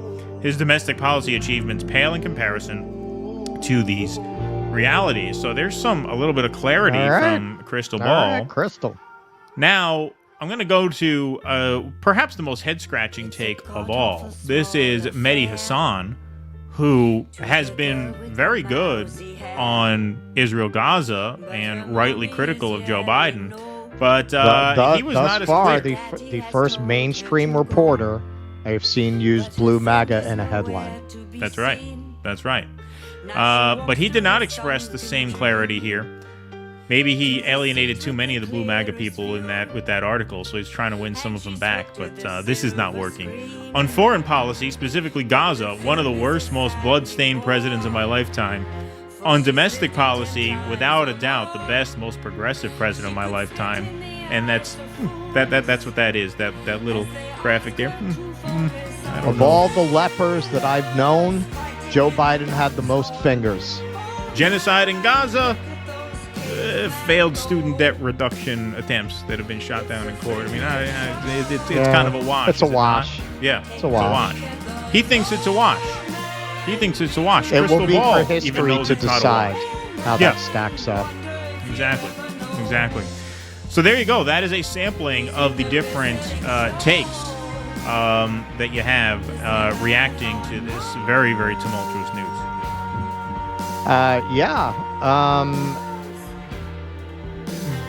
The next few weeks are going to be hard to take. That was That was where I really appreciate what Crystal had to say there, because that's exactly how I feel. God, the Joe Biden is great man shit. We'll get into that in another segment. Joe Biden, I have challenged libs to respond to this. This is what I used to do with Hillary when they would defend Hillary. There's the famous picture of Bill Clinton at the Stone Mountain Correction Facility, birthplace of the Ku Klux Klan, with the phalanx of black prisoners in chains behind him. And that's how he announced that he was running for president in 1992. And I would always tell them, to really, if I just got sick of going back and forth, I would say, if you can give me one credible, non-racist explanation for why Bill Clinton announced his campaign this way, I give you my word, I will vote for Hillary Clinton. Not one of them ever took me up on that. Not one of them ever took me up on that. If you can name an active, living politician who has done more damage to black communities than Joe Biden, I will vote for the Democrats this year. Credibly. You can't just pull a name out of your ass. Credibly. Show me a living and active politician still in office that has done as much damage to black people as Joe Biden has. And I will vote Democrat if you can make a credible case. Yeah, and no takers. No takers on it. No. That ends the conversation, which shows you they know.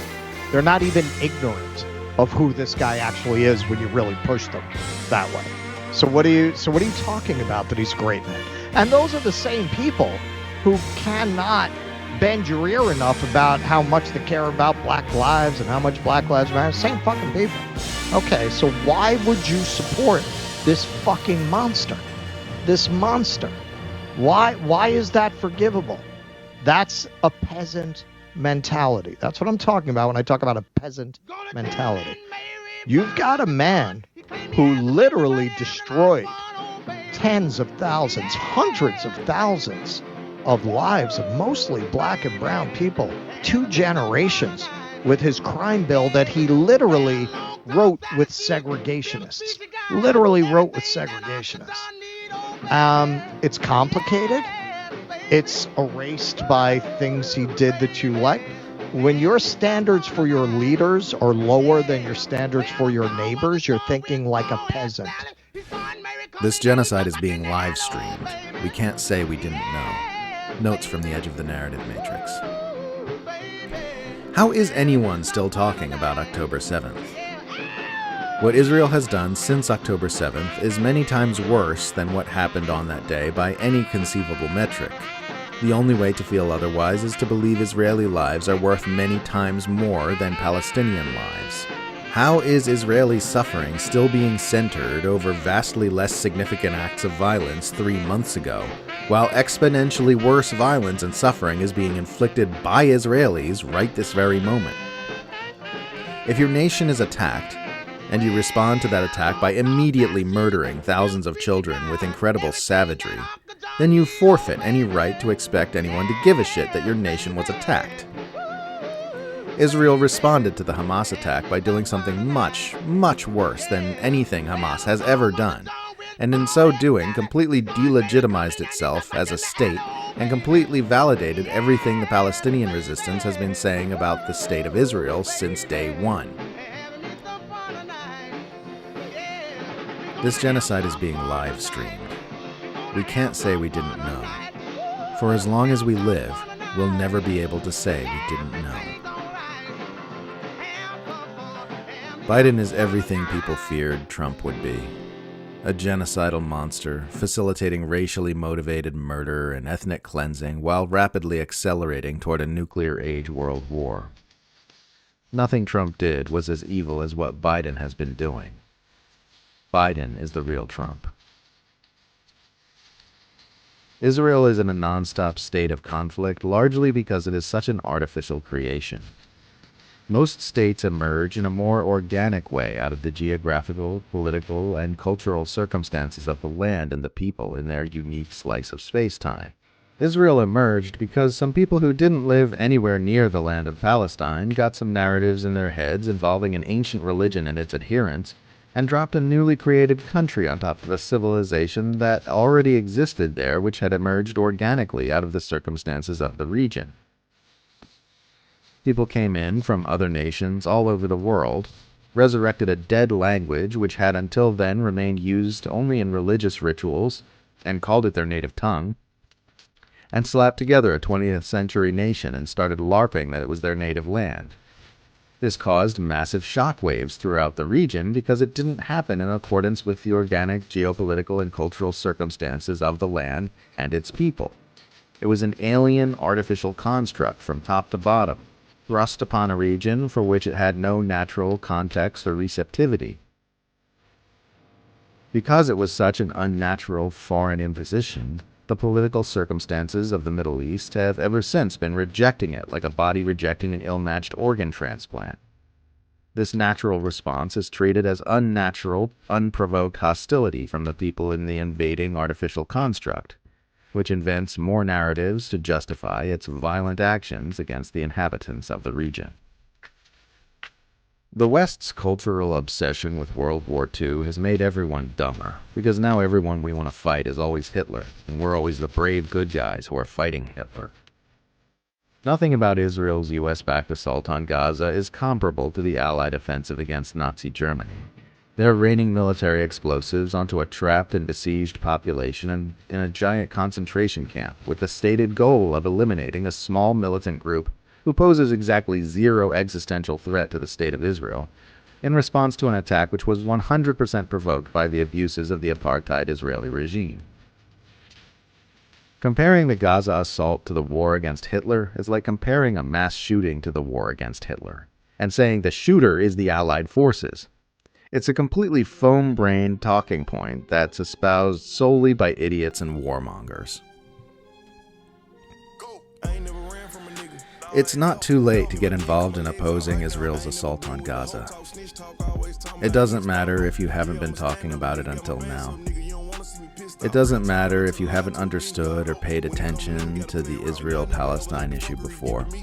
It doesn't matter if you've been supportive of Israel in the past, or if you've expressed opinions on this subject that you now know were misguided, or if you've never engaged in any kind of activism before. If that's the case for you, you need to understand that millions of people are in the same exact boat as you right now. Millions. The actions of the State of Israel over the last 3 months have caused huge numbers of people not previously aware of its depravity to open their eyes to what's going on, do some research, and change their position. There is absolutely nothing wrong with joining in with the opposition now. You can safely dismiss anything in you that feels self-conscious about not getting this until now, or feels like it would be inauthentic to join an activist cause after it has gained popularity. Changing your position and taking a stand now makes you more authentic, because it shows you are living a life guided by truth and compassion, rather than sleepwalking through life guided by blind habit and partisan tribalism. I guarantee you the people in Gaza would much rather have you than not have you, and losing your support over self-consciousness about joining in later than others did would be a very silly and unfortunate thing to happen. Moreover, you would definitely not be the last to join in this cause. Millions more will be joining in after you as the Israeli regime loses support around the world and everyone starts waking up to what's happening in Gaza. Please disregard anything in you that has been holding back from helping to facilitate that awakening in whatever small way you can, whether that might be due to shame for not getting involved sooner, or due to any kind of cringe around activism and political engagement you may have had before. This thing is so much more important than any of us, and it's so much more important than any little feelings of self-consciousness we'd have about getting involved in ways we never would have imagined before. This matter is much too urgent for you to pay any attention to those misguided forces within you that are resisting taking a stand here. Take your stand. It will be welcome, and you will be glad that you did for the rest of your life. Yeah, I got a video that have worked on, and let me say something real quick. CARICOM, you ought to feel ashamed of yourself. I sit up there and saw y'all reparations plan. Now I see why y'all trying to wedge y'all way into our reparations claims. I see now. When I went through that 10-point plan that CARICOM put out, a so-called reparations plan, that's not worth the paper that it's written on. But I'm gonna take it line by line, step by step. Brother Sharif is editing the video, and y'all hear exactly what I'm talking about. But CARICOM, stay out our way with our reparations, CARICOM. You messed up with yours. You know what I'm saying? So I see why you're trying to wedge yourself into what we got going on. Reparations is cash payments. That's exactly what it is. It's cash. Ain't nothing else. Anything else outside of cash? No. Because those slave masters got wealth off of the backs of my ancestors, and a lot of you that watching this video, your ancestors as well. We don't want to hear nothing else. And also with all that I ain't got it situation, yeah you do. Like I keep telling y'all need to understand, they print the money in this country. They definitely got it to pay black folks. They just be trying to play a sick joke on black people. We gotta stay fast and stay true to this reparations, because it's becoming a global movement now because of the hard work and efforts of black Americans. So yeah, CARICOM. Israel sure looks like it wants to prevent peace and start a new war. Israel has been on another assassination spree, killing Hamas political leader Ismail Haniyeh on Wednesday with an airstrike while he was in Tehran for the swearing-in of the new Iranian president. Israel also claims to have killed Hezbollah commander Fouad Shukr in an airstrike on Beirut on Tuesday evening. Iran and Lebanon will now have to decide how to respond to these incendiary aggressions. Iran's supreme leader, Ayatollah Ali Khamenei, has promised harsh punishment for the strike on Iranian soil, appearing to place the attack on the same level as Israel's assassination of Iranian officials in Damascus this past April, which drew a massive drone and missile retaliation from Iran. The response to an assassination will indeed be special operations, harder and intended to instill deep regret in the perpetrator, reads an official statement from an Iranian government Twitter account.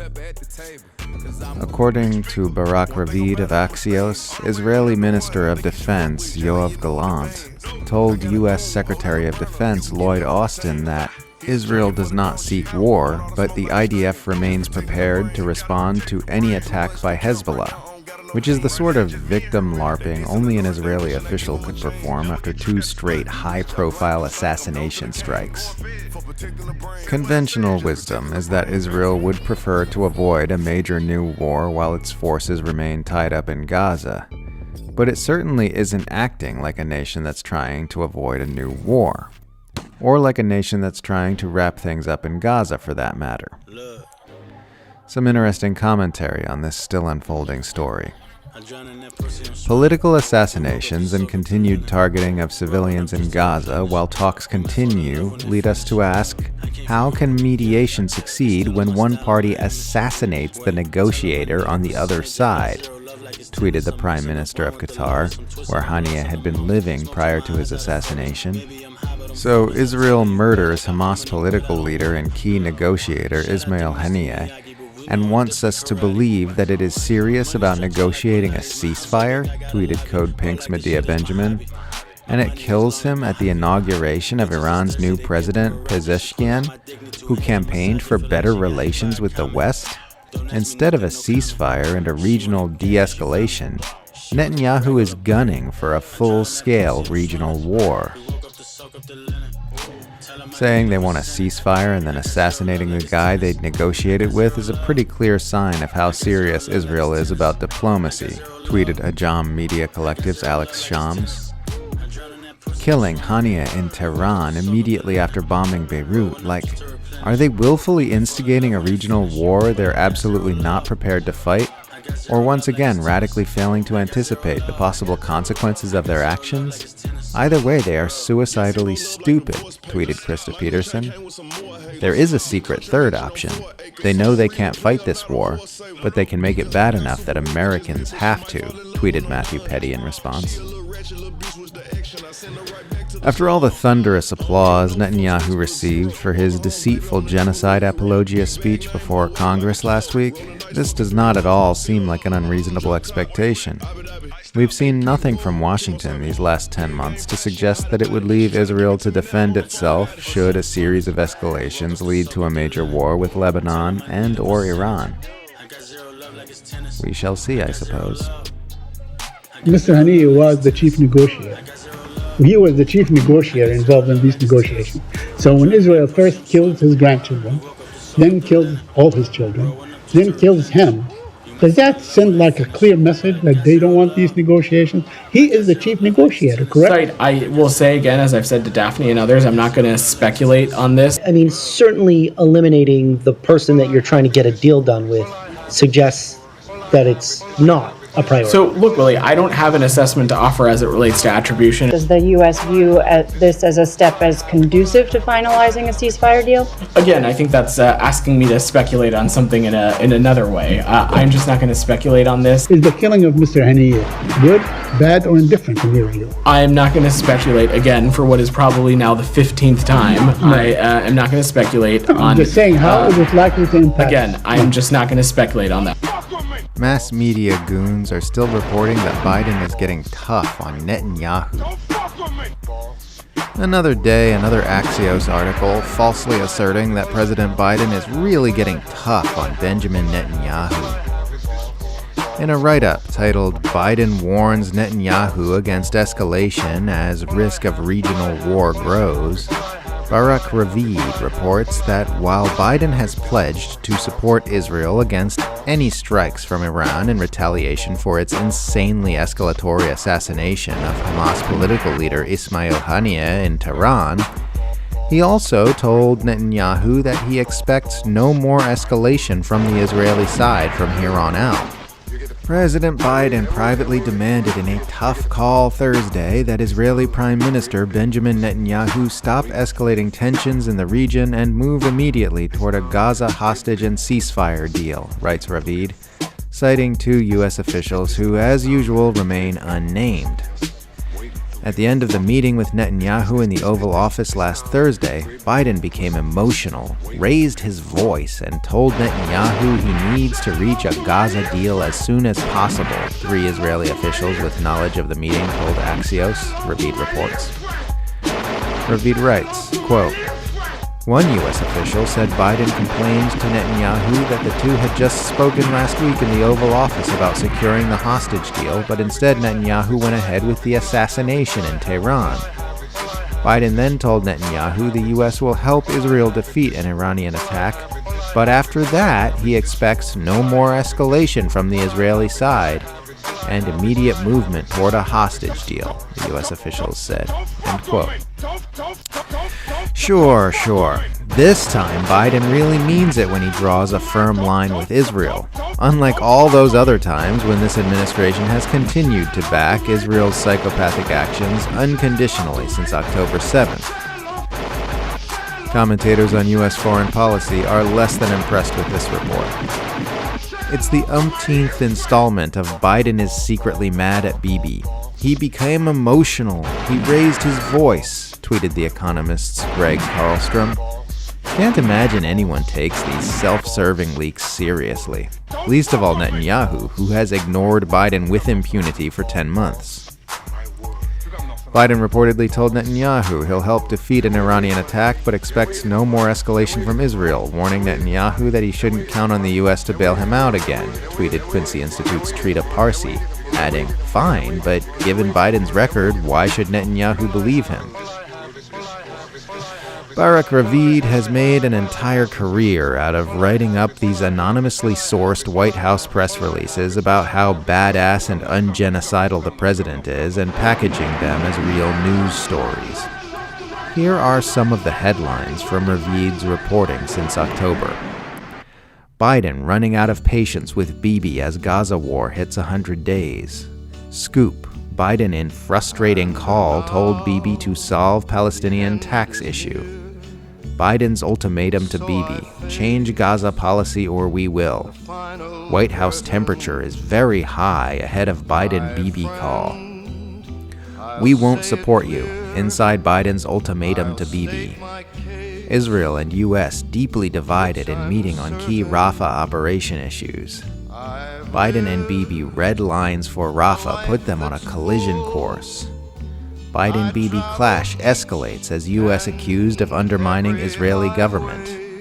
Biden and Netanyahu hold first call in a month amid public split. Biden breaks with Netanyahu but sticks with Israel.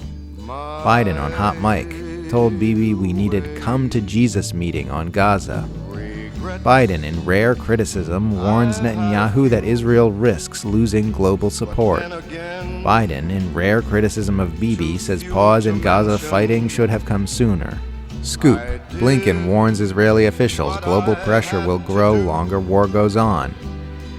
Israeli minister lambasted at White House about Gaza and war strategy.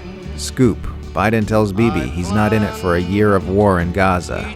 Blinken unloads on Bibi. You need a coherent plan or face disaster in Gaza. Scoop: White House cancels meeting, scolds Netanyahu in protest over video. Netanyahu irked by critical Harris comments. This is just one guy from just one outlet.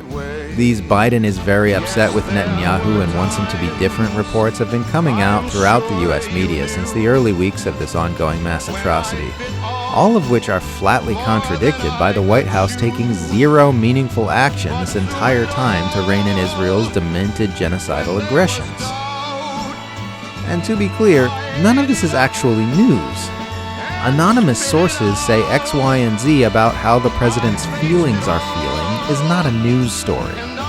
These reports serve no purpose other than to create distance in the eyes of the American public between the genocidal monster Benjamin Netanyahu and the president who is unconditionally supporting his genocidal atrocities in every way possible.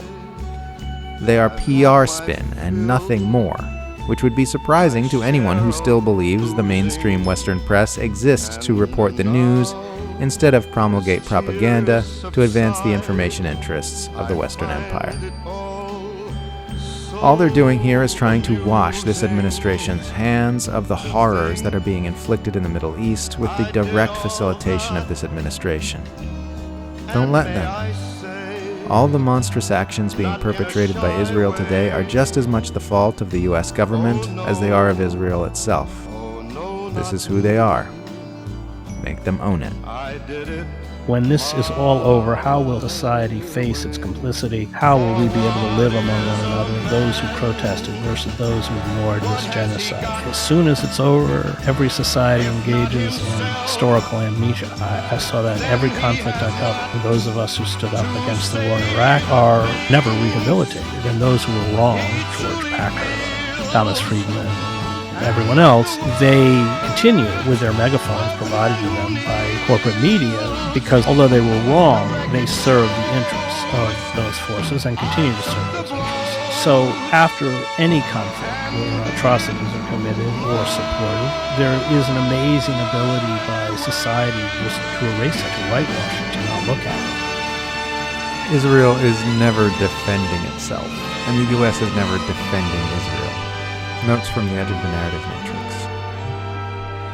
In the last few days, Israel has assassinated leaders in multiple neighboring nations, assassinated multiple journalists, deliberately destroyed a water facility in Gaza during a polio outbreak, and has had riots defending the right of IDF soldiers to rape Palestinian prisoners. Clearly the sort of country we should all want to send our sons and daughters to go fight and die for. Western officials are always babbling about Israel's right to defend itself, which sparks all kinds of debates about whether an occupying force does in fact have a right to defend itself under international law. What these debates overlook is the fact that Israel isn't defending itself. It's pure offense, pure attack. Israel is always the aggressor. Israel is never defending itself, and the US is never defending Israel. Both of these nations exist in a constant state of attack and aggression, which is then framed as defending by propaganda spin. The US sows violence and division in the Middle East as a matter of policy. Israel's very creation was an act of aggression upon the people this apartheid ethno-state was dropped on top of, and it has been the aggressor ever since. Other nations and groups in the Middle East have been defending themselves against those aggressions. They are the only parties in all this who can claim to be defending anything.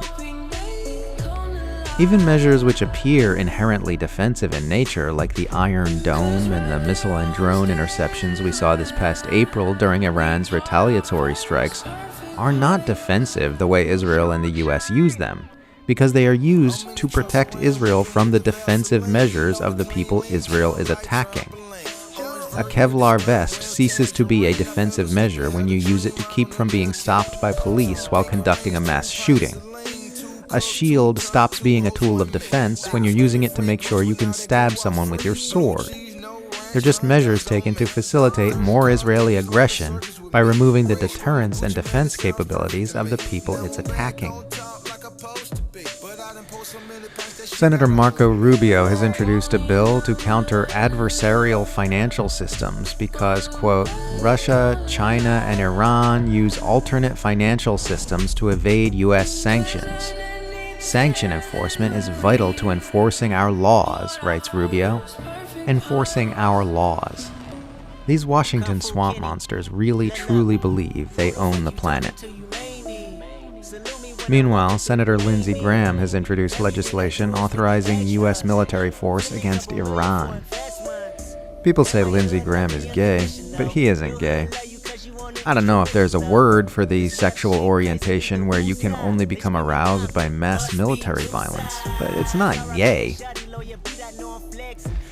The U.S. is just casually attacking the military forces of Iraq in defiance of the will of the Iraqi government. Yet U.S. officials talk about Iraq like it's a sovereign nation and an equal and respected security partner, and not an occupied country subject to the rule of Washington. People who tell you, talk to Venezuelans to justify their support for U.S. regime change operations are suffering from at least 4 delusions. 1, that all Venezuelans hate their government. 2, that everyone in any country universally hates their government.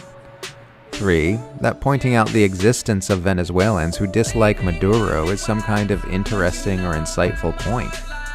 4, that U.S. regime change interventionism is ever good or helpful or based on truth.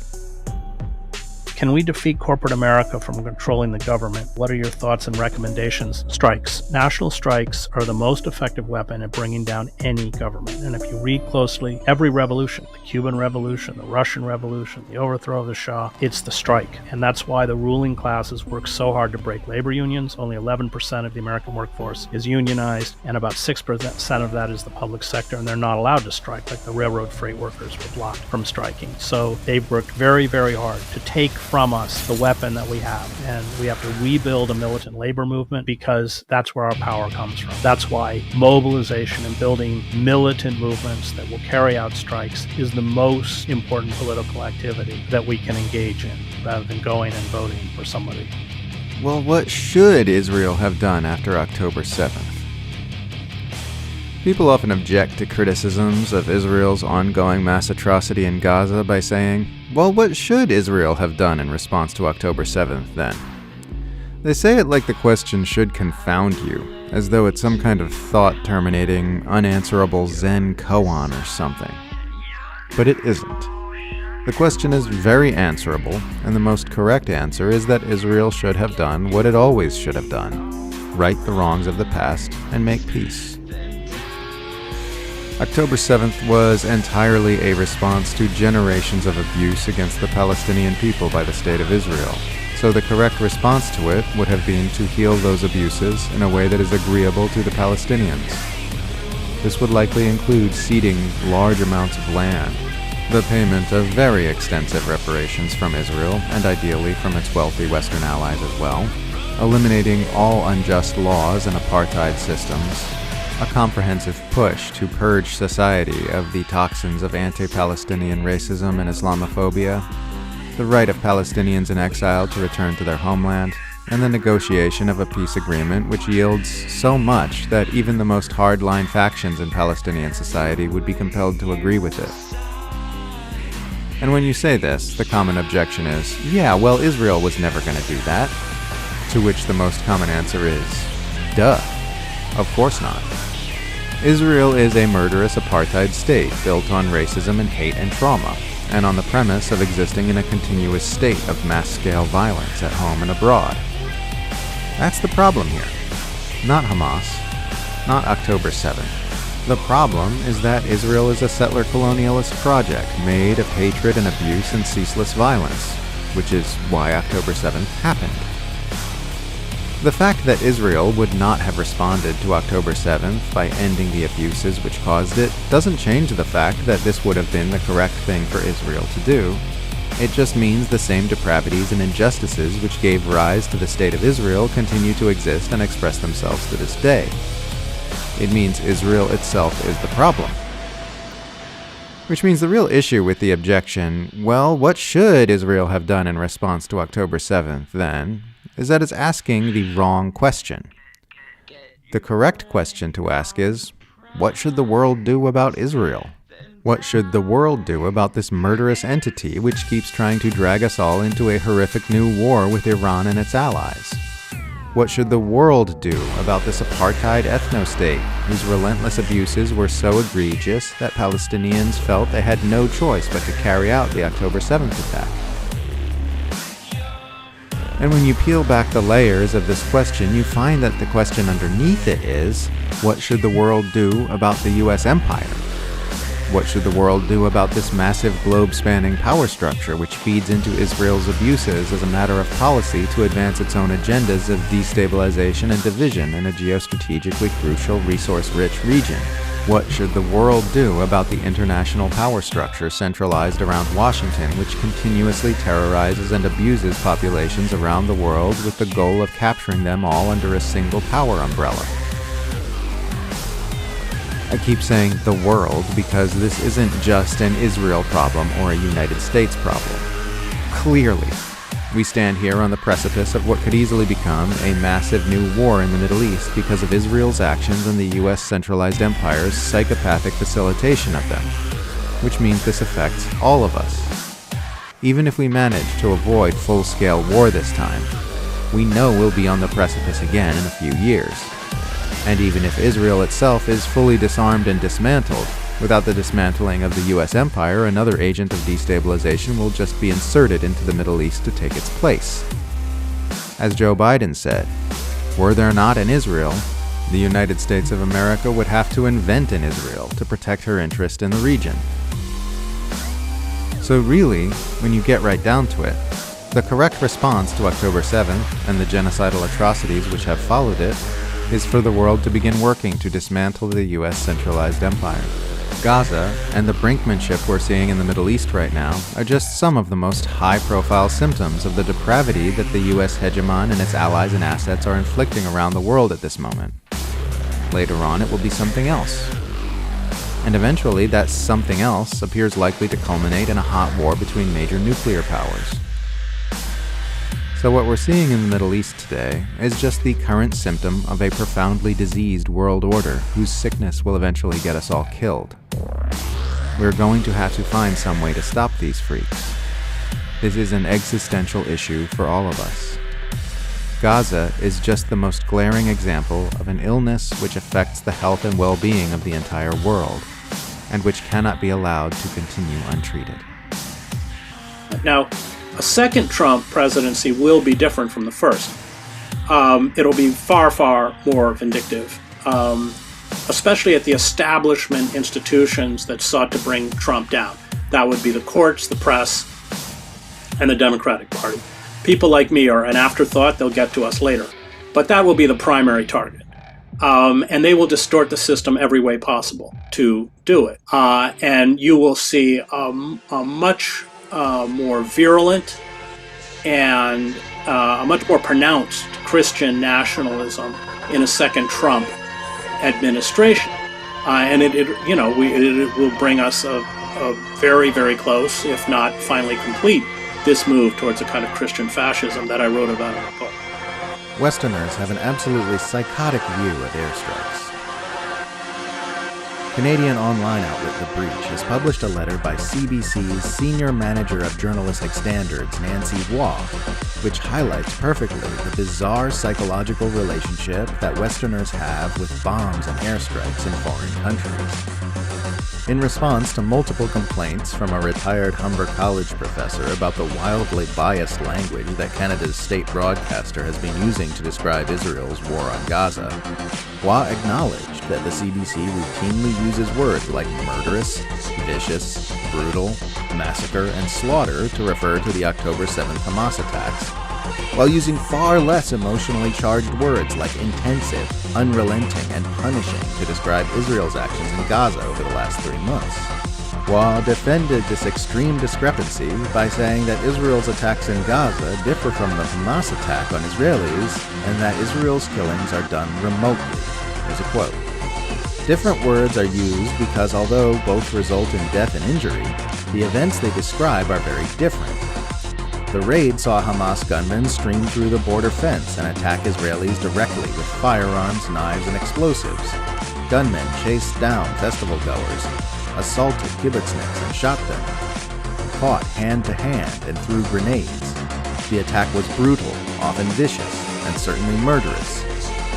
Bombs dropped from thousands of feet and artillery shells lofted into Gaza from kilometers away result in death and destruction on a massive scale, but it is carried out remotely. The deadly results are unseen by those who caused them, and the source unseen by those who suffer and die. End quote. I've written a number of essays trying to point at the baseless and irrational way Westerners view military explosives as a far more civilized and humane way of killing human beings than bullets or blades. But I've never written anything that sums it up as clearly as this frank admission by the Canadian Broadcasting Corporation's senior manager of journalistic standards. Military explosives rip human bodies apart. They burn people alive. They trap them under rubble, where they die excruciatingly slowly in one of the most horrifying ways imaginable. They leave people without limbs. They dismember and disfigure children for life. Many of the most excruciating deaths in human history have been caused by bombs. There are thousands of Gazans who have yet to be counted among the dead because their bodies are still buried under the rubble of fallen buildings. Many of them would not have died instantly. Some are still alive, waiting for days in a state of terror and searing pain for a rescue that will never come.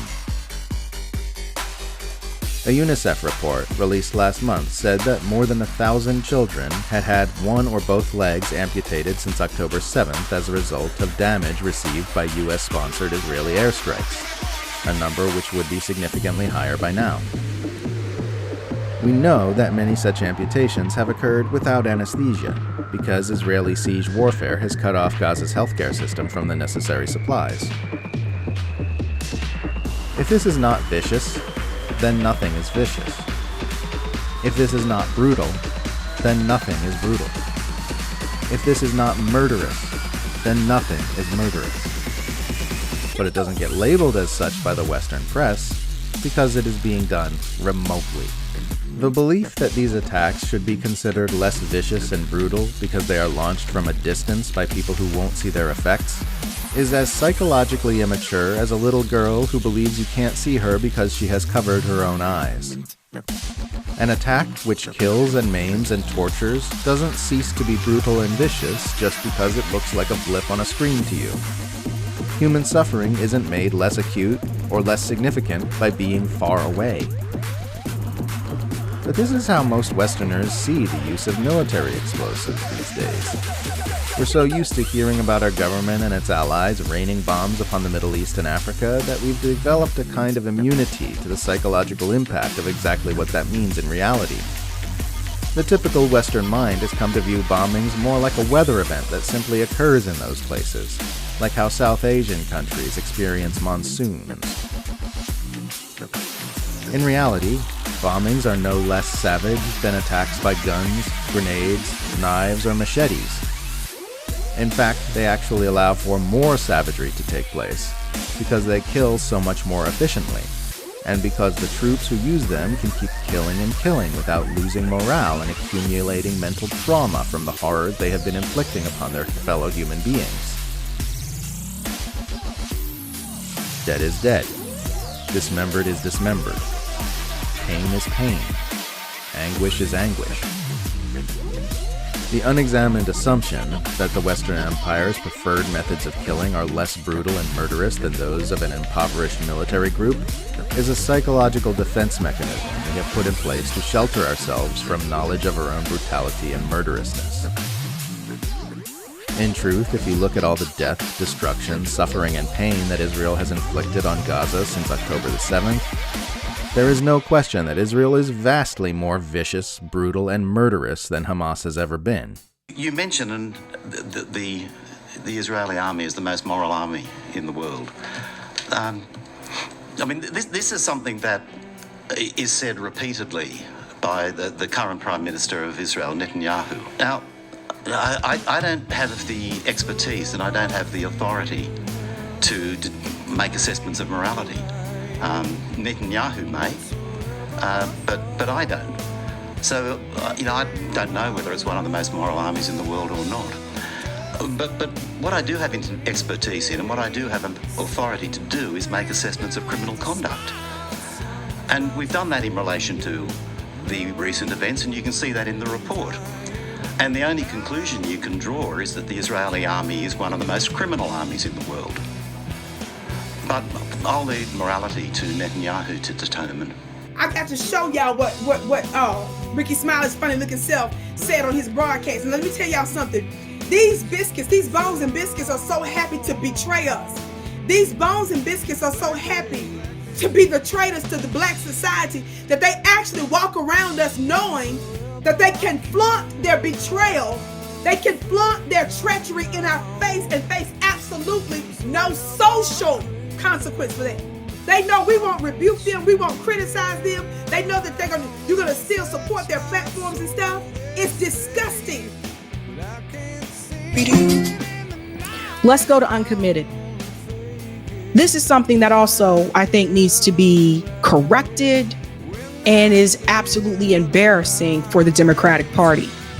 The uncommitted movement, which I've had criticism towards because I don't think that you should endorse Kamala Harris without receiving some type of concession. I don't think that you should think the Democratic Party is going to stop arming Israel. I don't think you should believe that from the Democratic Party or from the Republican Party.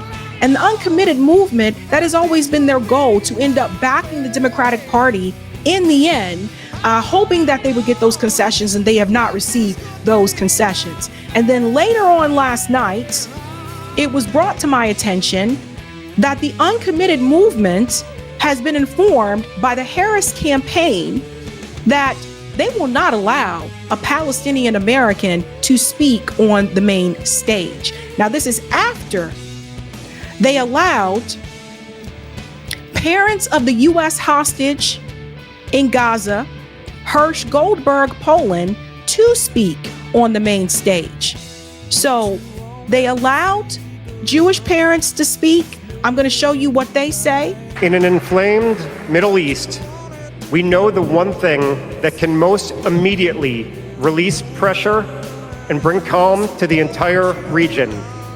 A deal that brings this diverse group of 109 hostages home and ends the suffering of the innocent civilians in Gaza.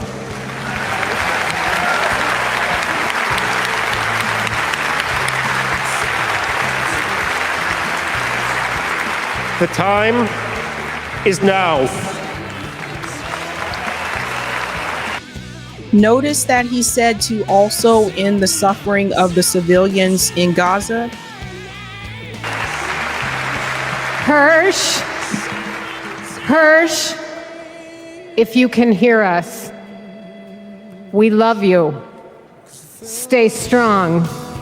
Survive. Bring them home. In an inflamed... So they received the opportunity to speak on the main stage, right?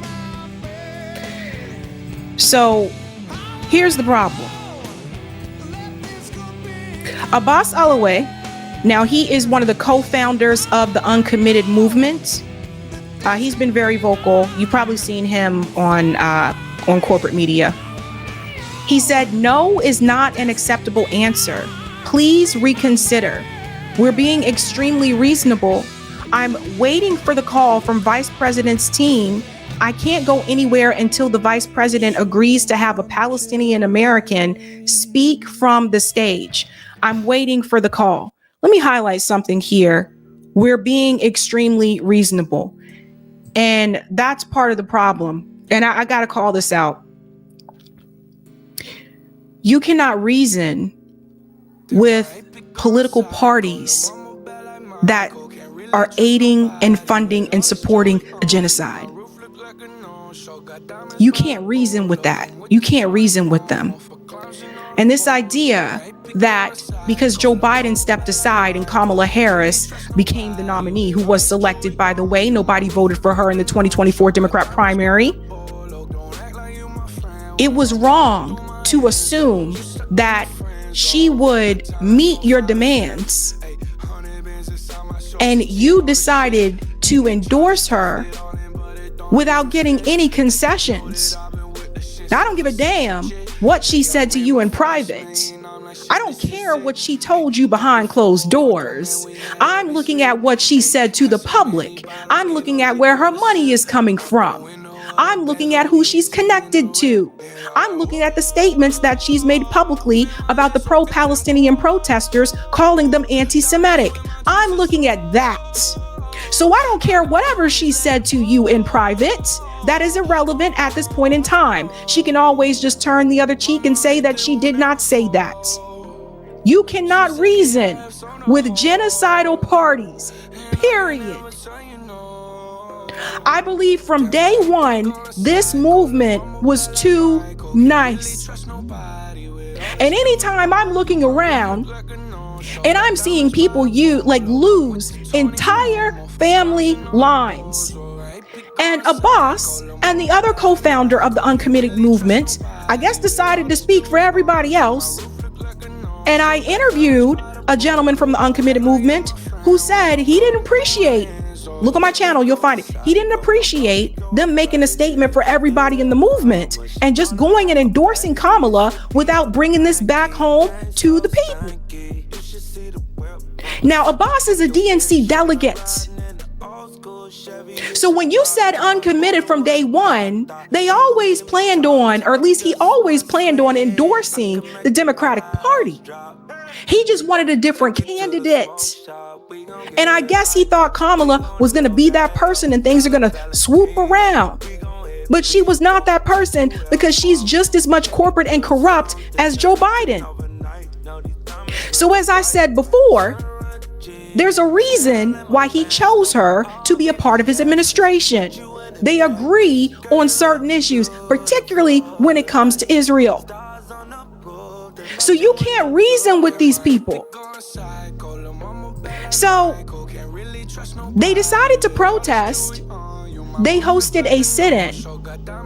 It says uncommitted delegates stage a protest sit-in outside the United Center of Night 3 of the DNC. So they hosted a sit-in here, and they weren't leaving until Kamala Harris agreed to allow a Palestinian American speak on the main stage. And that demand should have been met before you endorsed Kamala Harris. And I said this going back to when Amal came onto the show. I said that back then they had already given the endorsement before she committed to not sending weapons to Israel. And till this day, her campaign is still saying she is not going to refuse weapons to Israel, and she's not even going to consider conditioning giving weapons to Israel. So I hope everybody realizes that when it comes to Israel, Kamala is not going to be different. Ilhan Omar showed up at the sit-in here. This was later on, again, because from what I understand, they refused to leave until, something was met. So I gotta say this. as someone who has supported the pro-Palestinian movement, someone who has marched and protested in the streets, someone who has covered those protests, someone who has been talking about this issue, what has been happening to the Palestinian people since the very first year I started this show, I have to say this with the uncommitted movement, not the Abandon Harris movement. That's a separate group because they doing something different. You, Abbas, DNC delegate, here's what you need to do. You need to unendorse Kamala Harris and you need to endorse Jill Stein. Because I gotta say this, there is nothing worse. I'm watching all the begging that I saw last night on Twitter, please and help and please. And no, it was giving me Keith Sweat vibes. And I really just felt like I was hearing that Keith Sweat song. There you go, telling me no again. There you go, please, please, baby, please, please. I can't.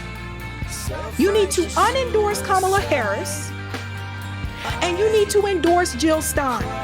You need to endorse the candidate that you don't have to beg to speak to. You need to endorse the candidate that's going to tell you how she feels about what the IDF is doing to your people in public and not in private behind these damn closed doors. You need to endorse the candidate that is not afraid to stand up to the military-industrial complex. Now, I know you might want to keep your little delegate spots, but at this point, this is embarrassing. It is absolutely embarrassing. Do not beg these people. You do not owe them your votes. I ain't never seen nothing like this before. This is sad. This is very sad. You don't owe this woman anything. And if it were me, number one, I would have never endorsed her without getting any concessions. Number two, the moment she told you to your face, no Palestinian American will speak on the main stage.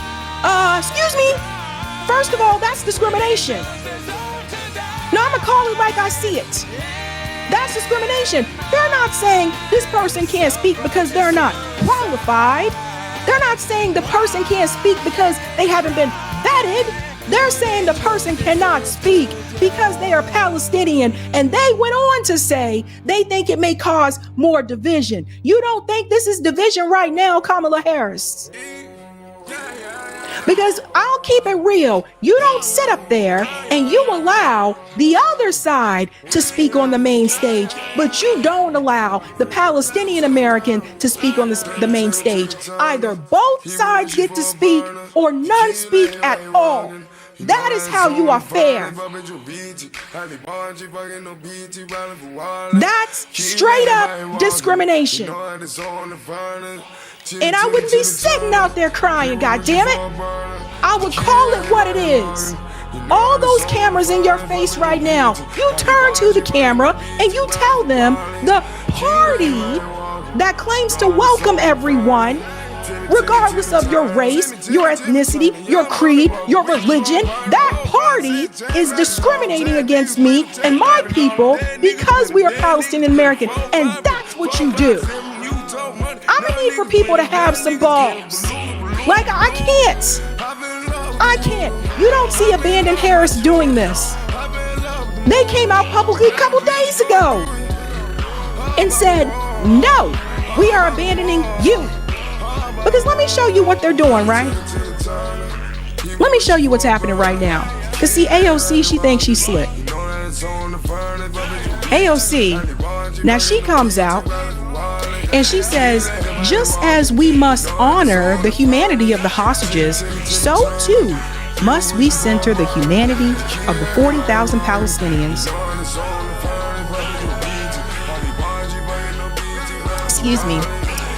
killed under Israeli bombardment.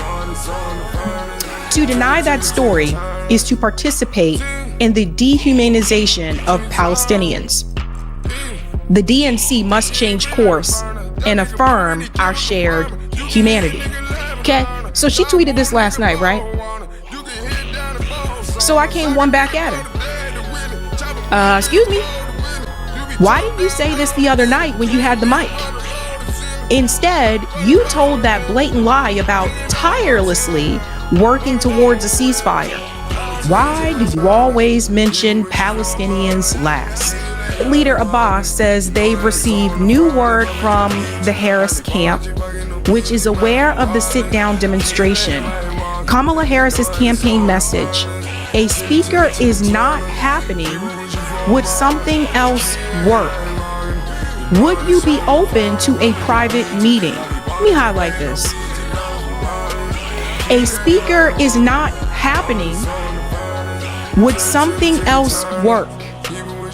Would you be open to a private meeting? At this point, Kamala Harris is treating the uncommitted movement like a secret boyfriend. First step, you can't speak on the stage. Now, I've watched all different races and ethnicities walk across the DNC main stage and give a speech. I've even seen Republicans at the DNC convention giving a speech. Everybody is welcome except for a Palestinian American, and that is bigotry and that is discrimination.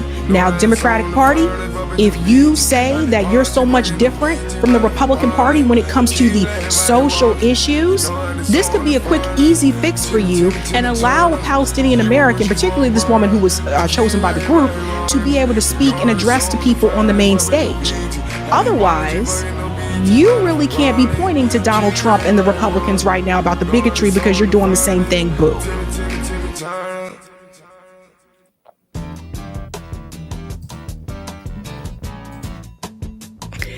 It was a big mistake for them to endorse Kamala Harris. A big, big mistake.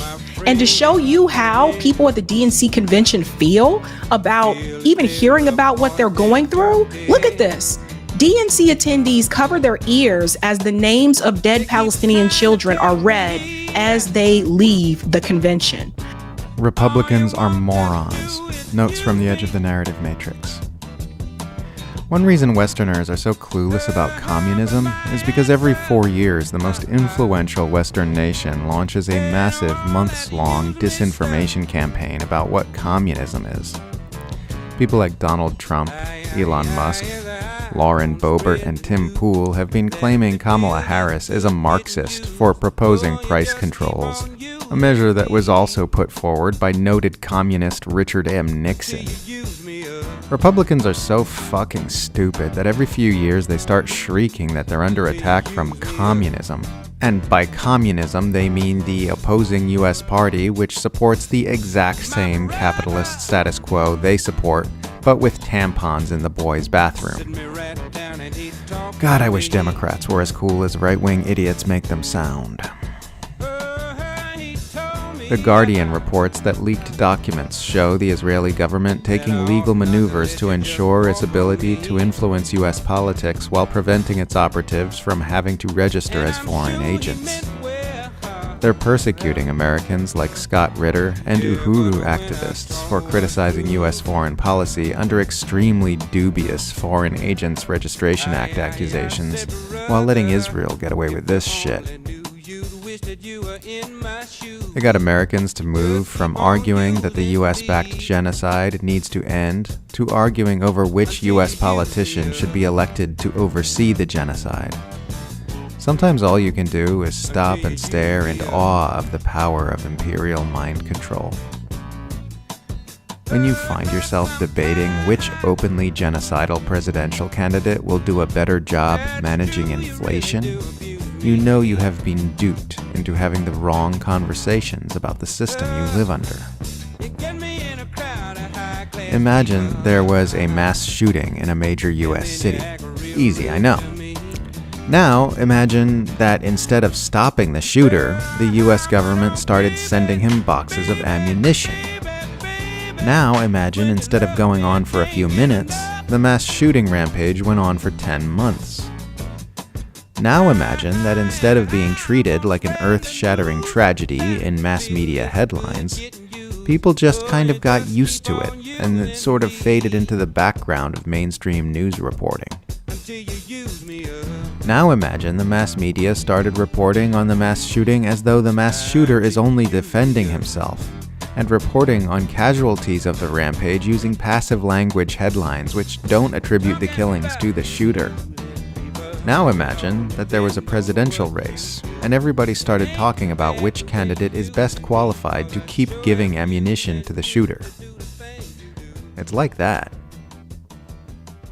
One of the most freakish things about the attitude of Western governments toward Israel's mass atrocity in Gaza is how unhurried and lackadaisical they are about it. They'll occasionally acknowledge it as a problem, but with the level of urgency you'd expect for a minor urban infrastructure issue that should probably get resolved within the next few decades, instead of the level appropriate for an active genocide. They've spent 10 months going, yep, yeah, we gotta do something about that eventually. Like this is something that can wait. Whenever the Empire's podium people are confronted by the press about what Israel is doing, they're just like, yeah, we're aware of those reports. We're having conversations with the Israeli government, and we're waiting to hear back from them. And then never ever following through with an answer. For 10 months they've been doing this. 10 months. It should have been stopped before it even started, and it could have been, very easily. It would actually be better if they were just telling the public to shut up and resign themselves to the elimination of Palestinians from the Gaza Strip, because then at least the public would have an appropriate level of urgency about this thing. But by saying, yeah, don't worry about it, we're working on it, bro, over and over again, they ensure that this thing is allowed to continue with minimal meddling and interference from the local riffraff. Which is, of course, the whole entire point. By telling the public, yeah, don't worry, we're working on it, we got this, over and over again, they nullify the sense of urgency that should be accorded to a live-streamed extermination operation. They've just been stalling and stalling and stalling and stalling with this rhetoric to allow Gaza to be turned into a giant pile of smoldering rubble and rotting human flesh. Liberal supporters of Israel ultimately do more damage than Israel's supporters on the far right because they pollute the information ecosystem a lot more. The overt fascists who back Israel lie constantly, but their lies are easier to see through because they don't hold positions that can draw sympathy from kind-hearted people who care about human rights and justice.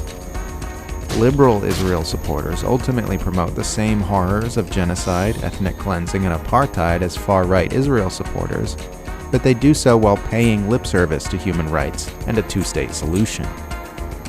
They deceive people into thinking it's possible to support the Israeli state without supporting the murderousness and criminality that the entire state is made out of.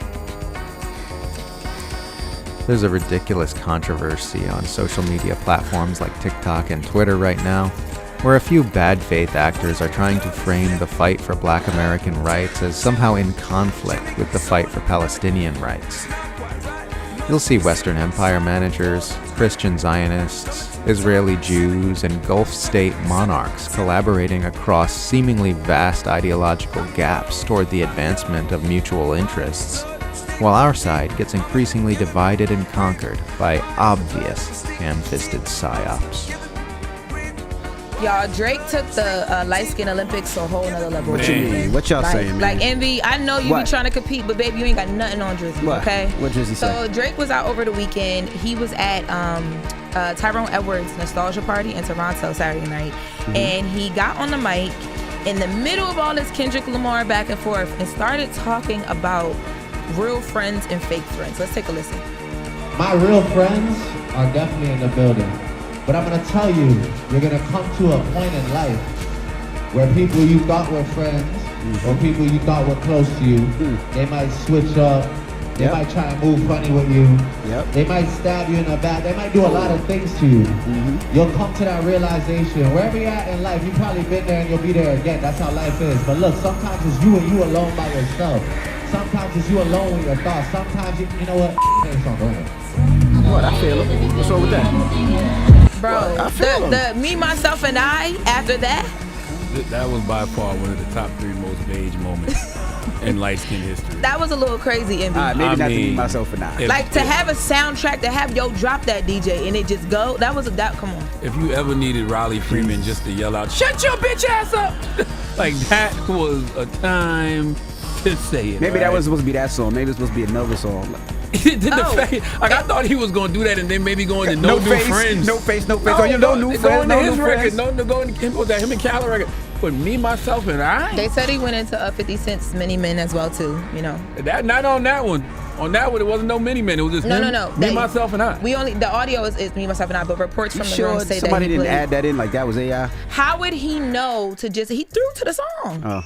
And also, I'm gonna be honest, I thought that Kendrick's execution of this battle was flawless. The strategy, the songs, everything. But I didn't think that it had that much of an impact on Drake. Drake hurt. Oh my God. And this is all. This is also hurt. in the mix of reports that Drake unfollowed LeBron, DeMar DeRozan. You know, those are two people who were at the Not Like Us Juneteenth. No, man. DeRozan was on the stage, so and I don't know his reasonings for unfollowing, but you know that is a thing. You can't go on an unfollow street and go on the stage and cry about not having no real friends or whatever that was about, and then going to Beyonce, me, myself, and I. Like, man, Envy, you would have did that. Well, Envy. he did the unfollow weeks before. So let's But I'm put just that out saying, there. it's the fact that you know that people gonna throw all that into a pot and mix it up. I wouldn't even want to set myself up like that. There's nothing wrong with that man expressing his feelings. Aren't you having a panel about men crying or men releasing or something like that? You can't show that after getting your ass kicked in a rap battle like that. Like Kendrick Lamar got his foot. When I tell you Kendrick Lamar put his foot all the way up Drake's ass, I mean, he put his foot all the way up Drake's ass and he is wiggling his toes. You hear me? When does it stop? When does it stop? Calf is crazy. To the calf is crazy. Now, I didn't know Kendrick had kicked his ass like this. I knew he won the battle, but this man is hurting.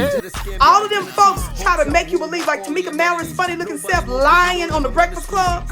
Like these are things that she's been involved in, supporting the study for I don't know why people keep saying that the woman is not for reparations. I have heard her say over and over again. Said it here on Breakfast Club. Yeah, I don't understand. Verbatim. She said she supports it. Charlamagne the God the other day lying on the Breakfast Club talking about Kamala is for reparations. Tamika Mallory gonna send her funny looking self on the Breakfast Club the other day talking about she don't know why we saying that Kamala is not for reparations. Silly because she said it out of her mouth and we saw the footage, we played the footage. So I'm not gonna sit here and say I'm gonna do something that's only gonna benefit black people. No. That's why we say it is slowness. Every president since Jimmy Carter who's alive would or has endorsed Kamala Harris, except Donald Trump. And it's because Donald Trump's running against her. So that means that all the people, like going back to Carter, all the presidents who are responsible for the way things are circling the wagons for Kamala, as well as someone who really was president for about at least six of the 8 years of the George W. Bush administration, who is one of the most demonic figures to have served in U.S. government in my lifetime, who really shaped the post 9/11 atmosphere by locking down America under the Patriot Act and the security state and spreading violence, unprecedented violence to the Middle East, which has unleashed wave after wave of instability in the form of ISIS after some 100 million Iraqis were killed. We're still living it with it today. That's Dick Cheney. Dick Cheney endorsed Kamala Harris after his daughter Liz Cheney, who the Democrats made a hero because they needed a Republican to serve their interests on the January 6th commission. Liz Cheney endorsed Kamala, and then Dick Cheney's endorsement followed, and now he's enjoying this renaissance. I always was predicting, like when everyone was like, welcome to the resistance, David Frum during the first Trump term, welcome to the resistance, Bill Kristol, yeah, woke Bill Kristol, that Dick Cheney would eventually join the resistance, and he has. And here is how Kamala Harris reacted to his endorsement. I think this is her on the phone with Dick Cheney. I'm honored to have their endorsement, and I think that what they both, as leaders who are well respected, are making an important statement that it's okay, and if not important, to put country above party. And I'm honored to have their support, and I think it's an important statement right now. A lot of what I think is happening, and I was just talking with some folks here in Pittsburgh about it, is that people are exhausted about the division and the attempts to kind of divide us as Americans. And them stepping up to make this public statement, I think, is courageous, but also for people like the folks I was just talking with, it really reinforces for them that we love our country and we have more in common than what separates us. Amazing. I mean, the division. We're tired of the division. We need to stop fighting Dick Cheney and come together. Yeah, well, even some progressive media influencers have done that, fallen in line. Well, or they have this weird narrative, like Emma Vigeland or whatever her name is, and Kyle Kalinske. First of all, attacking Republicans for defending Dick Cheney for years, as if that's relevant when it's 2024 and now he's in your tent. Or Emma saying that this is Dick Cheney's rebranding campaign. Like, he didn't retract a single one of his views. He didn't have a come to Jesus moment. How can it be a rebranding campaign without an actual rebrand? It's the Democratic Party that has rebranded in my lifetime, from being the party that marched with me in the streets against the Iraq War in 2003 to the party of Barack Obama drone kill list baseball card player and expansion of dirty secret warfare around the world, and Hillary Clinton. We saw he died cackling witch. That's the Democratic Party. So I think maybe it's the party, the cult, that has changed, not Dick Cheney. The fact that he can find a home in that party under Kamala says more about the party than it does Dick Cheney. Yeah. And I just, watching that clip of Harris, I mean, as we mentioned earlier, I'm not confident that Trump is even the Trump of 2016. Like, I don't think it's going to be this rah-rah big shakeup that I maybe had hoped for in 2016. But when you see a clip like that, that alone, if there was nothing else, would just really make me want to vote for Trump. Like, it actually makes me want to vote for Trump when I see Kamala Harris saying that about the Cheneys, because it's such a betrayal to what I used to believe the spirit of the Democratic Party was. And the fact that they're bringing in this demon is very scary. And so it's someone needs to write a book about how that's what the Democratic Party became. Well, definitely doesn't make me want to vote for Trump, who's going to have Mike Pompeo.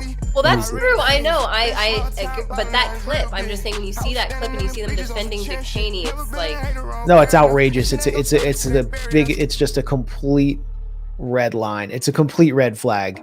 It shows that the Democratic Party is a completely Machiavellian party that has no principles at all. If you're like my age and you remember how the Democrats talked about Dick Cheney when he was vice president, and all the books that appeared, and, the columns that are written at The Nation where Joan Walsh, the pathetic Hillary Clintonite Joan Walsh, is welcoming Dick Cheney's endorsement. They were calling the Bush era, the fascist. It was like fascist second coming of Nazi Germany, and Upton Sinclair was right. Fascism will come wrapped in an American flag, and the Christian fascists are ruling us. And, Dick Cheney is the epitome of evil. Now you have, it's not just Joan Walsh. That doesn't surprise me at all. But you have this coalition now of AOC and Dick Cheney supporting Kamala Harris, and here's Bernie Sanders. I do have to ask you about her recent endorsements by two people who are not progressives at all. Of course, I'm talking about Dick and Liz Cheney. This week, they said they're going to support her. They're going to vote for her. It's worth noting, former Congresswoman Liz Cheney voted with former President Trump more than 90% of the time, was quite critical when President Biden picked her as his running mate. Would you welcome seeing Liz Cheney out on the campaign trail? Remember when Dick Cheney and George Bush stole an election? They straight up stole the 2000 election. They stopped the vote recount. It was the most obvious theft of an election ever. We'll probably get this live stream taken down for saying what Maxine Waters, Jesse Jackson, and all the Democrats who felt disenfranchised in 2000 said openly. It was a completely invalid election, and Bush was appointed by the Supreme Court, and then they proceeded. After having interference from his brother's Supreme Court in Florida. Yeah, and his brother and Katherine Harris, who was appointed by his brother as Secretary of State, stopped the vote recount to prevent pathetic Al Gore from winning. And then Al Gore just stepped aside because Al Gore is part of this whole betrayal and said, we're not going to do any protests. We're just going to let Bush be president. Just like Bernie. And Bernie's saying, how many times is Bernie going to betray his movement? He's saying that he will not support, he'll say he won't support a liar. Is Dick Cheney not a liar? Dick Cheney's someone who ushered in a secret torture program and kept it from Congress. He openly lied. He lied to Congress. It's an impeachable offense. It's a criminal offense. Dick Cheney. So many Americans died because of those lies. Because it's like, it's not just like a lie, like a white lie that all politicians tell. It's like the Bush administration lied and millions of people died. So I don't even know why Bernie Sanders bothers anymore. If I were him, I would just shut up and like enjoy my retirement or like my small little place in the Democratic Party. Like, why does he have to continuously embarrass himself and insult his former supporters like that? This is just memories of Dick Cheney. No apologies, no regrets from former Vice President Dick Cheney for the harsh CIA interrogation techniques used on terror detainees after 9/11. What the Senate Intelligence Committee labeled torture in its blistering report this past week, the former VP today called necessary as he delivered a powerful counterattack this morning on NBC's Meet the Press.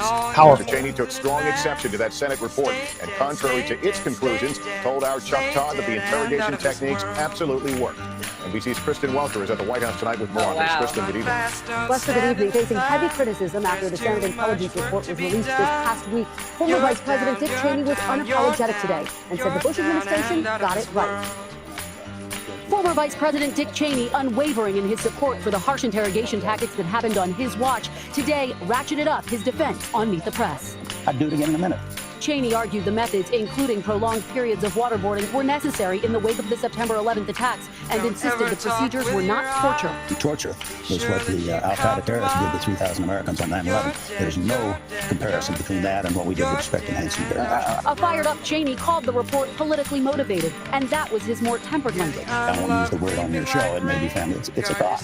It's not true. And he disputed the report's claim that the interrogation tactics provided no credible information. So all of this information in here, no seated doubt that whether this worked or not. It worked. It absolutely did work. Yeah, it worked. It worked in gathering false intelligence that he used to justify invading Iraq through the torture of Ali or the fake turncoat, the fake informant curveball. I mean, Dick Cheney lied and lied and lied when Ambassador Joe Wilson went to Niger to investigate whether they had sold yellow cake to Saddam Hussein's intelligence services to produce enriched uranium so that he could start a weapons of mass destruction and nuclear program, and determined in the New York and wrote in the New York Times that there was no such thing ever happened. Dick Cheney authorized the unmasking of Joe Wilson's wife, Valerie Plame, as a confidential CIA operative. Dick Cheney, when he was in the Bush administration, presided over the awarding of a $7.5 billion no-bid contract to Halliburton, the company that he resigned, where he resigned as CEO the day before he became the nominee of the vice president, the vice presidential nominee. And guess who ran the vice presidential selection committee for George W. Bush? It was Dick Cheney. Dick Cheney vetted all the other candidates. He said, none of them are going to work, so I select myself. And then he authorized this war in which he got $7.5 billion for the over $1 million of shares he got from Halliburton after he retired. And he still has those shares, so he's looking for more contracts. This guy is one of the most evil figures who've served in the U.S. government, along with the whole George W. Bush administration. They destroyed They destroyed large sections of the globe. They set us on the path that we're on. They left thousands and thousands of Americans maimed. They destroyed so many lives, and it's just such an insult, and it's so upsetting to me that it's Dick Cheney who's walking free and having a renaissance right now and having his endorsement welcomed by the Democratic nominee when Donald Trump is the felon because he supposedly cooked the books on payoff to a a mid-level porn star. That's justice in this country. Is there any accountability here? Does anything matter to you, Bernie?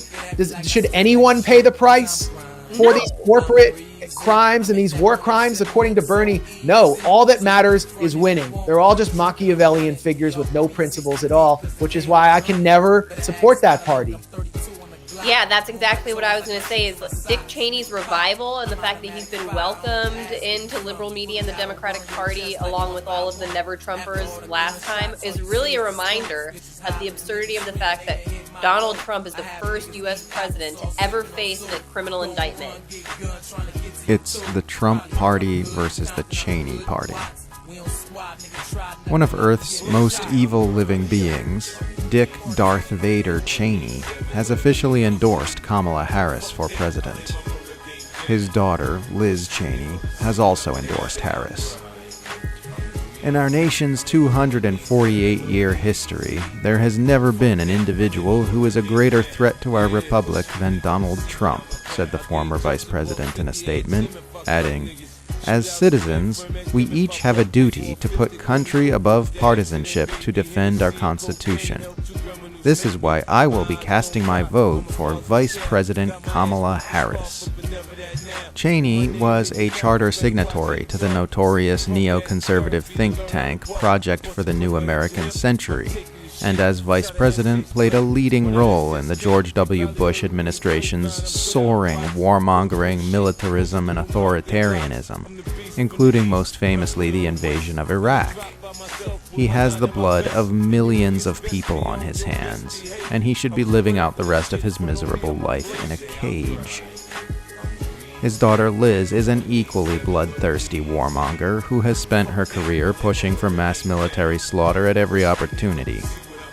After the Israeli assault on Gaza began last year, she went on CNN to declare that all deaths which occur in the onslaught are the responsibility of Hamas, that protests against Israel's actions are anti-Semitic in nature, and that the U.S. should escalate against Iran and the Houthis because of their oppositional posture toward Israel.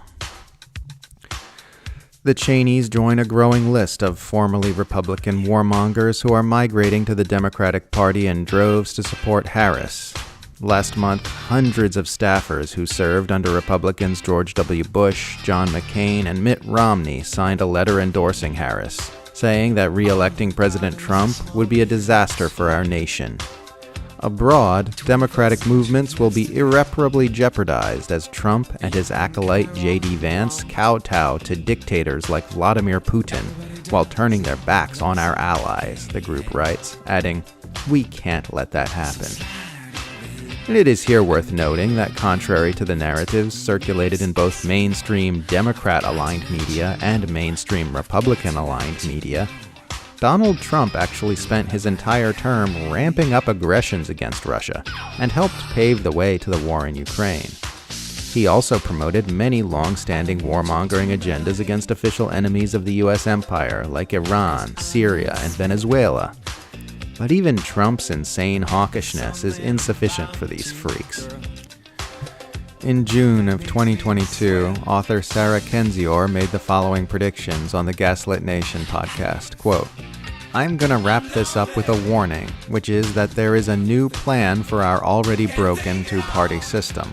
The plan is to have two parties, one, a batshit crazy MAGA party led by Trump or DeSantis that will bulldoze your rights.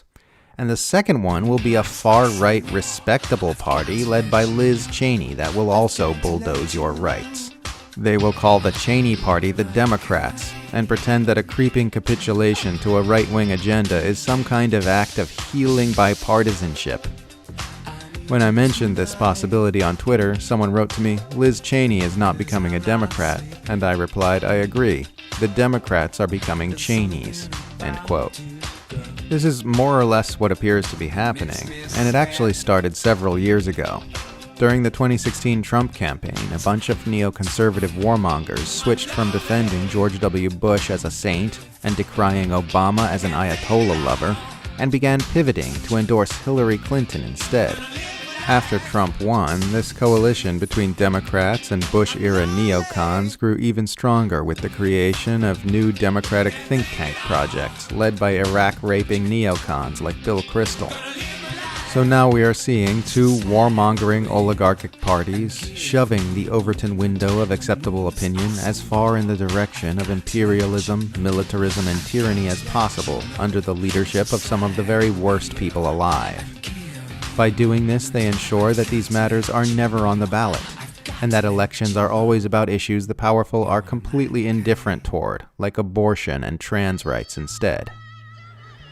Progressives who want health care and a ceasefire in Gaza are being dismissed and ignored, while alliances are being made with the world's most blood-soaked imperialists. Things have been shoved so far to the right that this election is now a showdown between the Trump party against the Cheney party. And no matter who wins, the empire wins. A lot of fuss will probably be made about election rigging after the results are announced in November, with the loser declaring that the results are the result of Russian interference or deep state vote tampering, depending on who the loser happens to be. But remember this. The worst election rigging is happening right out in the open to ensure that oligarchs and empire managers are happy with either outcome. So my comrade JB from RBN went to Tampa the other day to cover the Uhuru trial, where you have 3 members of the Uhuru movement that are on trial because the Justice Department is accusing them of being Russian agents, Russian assets. You have seen Chairman Omali Yeshitela on the show before. He's also been on RBN. I think the first place I saw him was on Democracy Now! He's been on a lot of shows talking about the raid that the FBI did in St. Petersburg, Florida, of their property, of their belongings. And he talked about this upcoming trial. So this trial has been happening all week. I want you to hear what Charles Barron had to say here. Now, this is outside of the Tampa courthouse. Listen to this. Not on trial today. America is. America is on trial today, and we are going to find them guilty because we already won. New York is on high alert. We're watching this. The December 12th movement, Betty Davis and the abolitionist movement, Operation Power, all eyes are on this trial. And we have to say to the Biden-Harris DOJ, Department of Injustice, any black person going with Harris and allowing this to go down, you are a traitor to your people. You are a traitor to your people. Yeah, that's a really good statement there from Charles Barron, because the reality is they are going after black socialists. And it's not just the Uhuru 3. I mean, it's happened to other ones before. Look at the way they went after Fred Hampton. Look at the way they went after other members of the Black Panther Party, you know? This whole association with you are connected to Russia, you're a Russian agent and like, it's just the easiest, laziest smear nowadays. And this is not to say that there aren't some people that have participated in that, but the majority of these accusations are not proven to be true. Black Agenda Report, shout out to them for this. Black Alliance for Peace condemns the federal indictments of Uhuru 3 and denial of their fundamental human rights to speech, association, information, and political dissent. This is everyone here outside of the state courthouse, right? Let's just get into it here.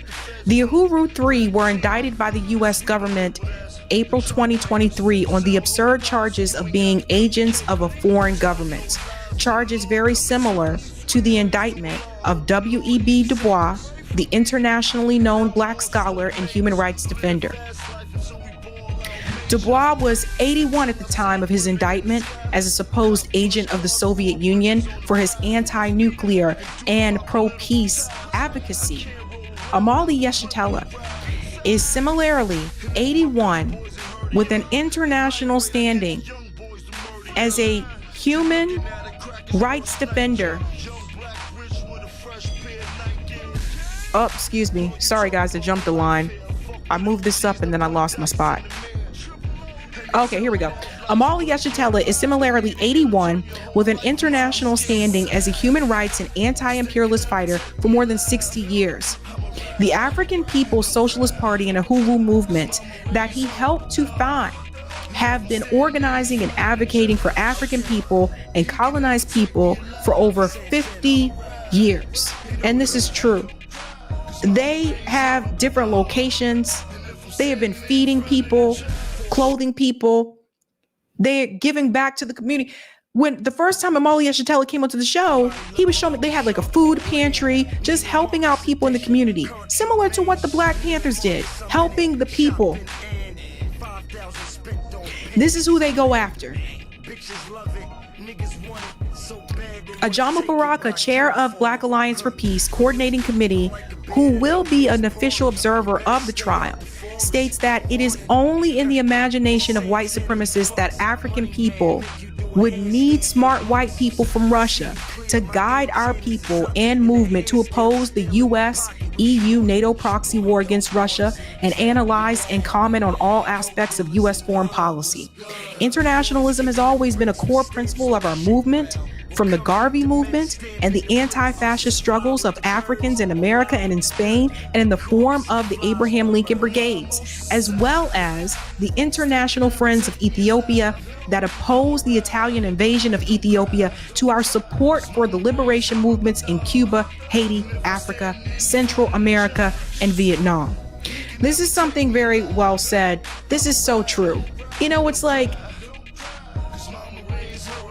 if you're a Black person and it's like, particularly Black American, and you are knowledgeable about foreign policy, or you're traveling, or you're just very well versed or into geopolitics, there's always like this random assumption that you must be working with someone European. You must be working with someone in Europe, because you could never figure out this information on your own. You're not smart enough or intelligent enough to understand how things work in other countries. I've experienced this too, where people are like, oh, are you partnering with someone and are you taking Russian money? Like, this is stupid. No, I have a brain. I'm well traveled and I read. But there's always like this assumption we can never figure it out on our own. Hassan, I'm curious if you could maybe explain to our audience or differentiate a bit, because I think it's a little bit confusing. And obviously there was some overlap between the uncommitted movement and what was initially the Abandon Biden movement, that's now the Abandon Harris movement. But now that overlap, I guess, is kind of over after what happened at the Democratic Convention, or maybe even before that. So can you explain to our audience what is the difference between the uncommitted movement and then the idea of Abandon Harris? So the critical difference that I would say between both is that we believe our leverage comes from punishing, ensuring the defeat of those who have violated the rights, the civil rights of innocent people. Whereas uncommitted believes in the continued negotiation, reconciliation with those in power. We've made it clear from the beginning, and that has been a difference that we've seen from October, from November. Even though we called on people to vote uncommitted in the primary, Abandon Biden called on people to vote uncommitted, we are not uncommitted in the sense that we believe very essential that the message to the political landscape will only come if there is a defeat on November 5th. Whereas folks in the uncommitted campaign, they believe that they could still leverage some type of concession from the Democratic Party, from the vice president, by continued interaction, engagement with the party. We were never welcome to the DNC. We don't get any donations from the Democratic Party. We're often attacked by the Democratic Party. We take a stance that we cannot in any way legitimize this party that's engaged in genocide. As a human rights professor, I could tell you that we feel that engagement with the party, seeking concessions after it's been evident that they don't want to provide any support to the people of Gaza, would be a road folly in its pursuit, because it would mean that if they were to win this election, they would have won despite the genocide. So what would happen afterwards if they're rewarded? Our parents and family and friends who are killed would be a precedent that could be set, and any oppression you can engage in with communities of conscience and still then say, you still have to vote for us. And so we feel very strongly, though we love the people in Uncommitted, we know they're well-intentioned, we know that they are seeking the good of Gaza, we feel that the only way that we can win in this fight is if history writes that the Democratic Party at the presidential level lost, was defeated, was punished because of their unconscionable attacks on an innocent people. I want to ask you, because, you know, this is a question that I'm sure you get often, because this is pretty much the line of defense when it comes to how Democrats respond to the idea of how, you know, not voting for Kamala Harris, is how do you respond to the whole, well, you're basically getting Trump elected by doing this, which I think is a really insidious attack line, but nonetheless, it's one that we hear a lot. So how do you respond to that line of you are helping get Trump elected, and as a result, things are just going to turn out worse for Palestinians than they already are? And the former president prevented our family and friends and colleagues from entering America, but the vice president killed them. Madam Vice President, you killed our people. You killed human beings.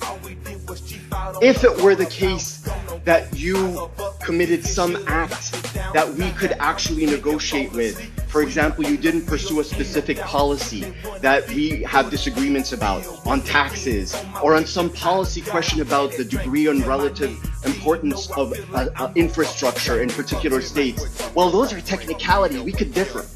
But when you come to the value of life, and this is a message to all Americans, there is no compromise. There are things we should never compromise on, because otherwise we're all unsafe. We need to have a nation and a planet that's safe. And so what we say is, when you commit genocide, our only option is to send a clear signal that it's intolerable.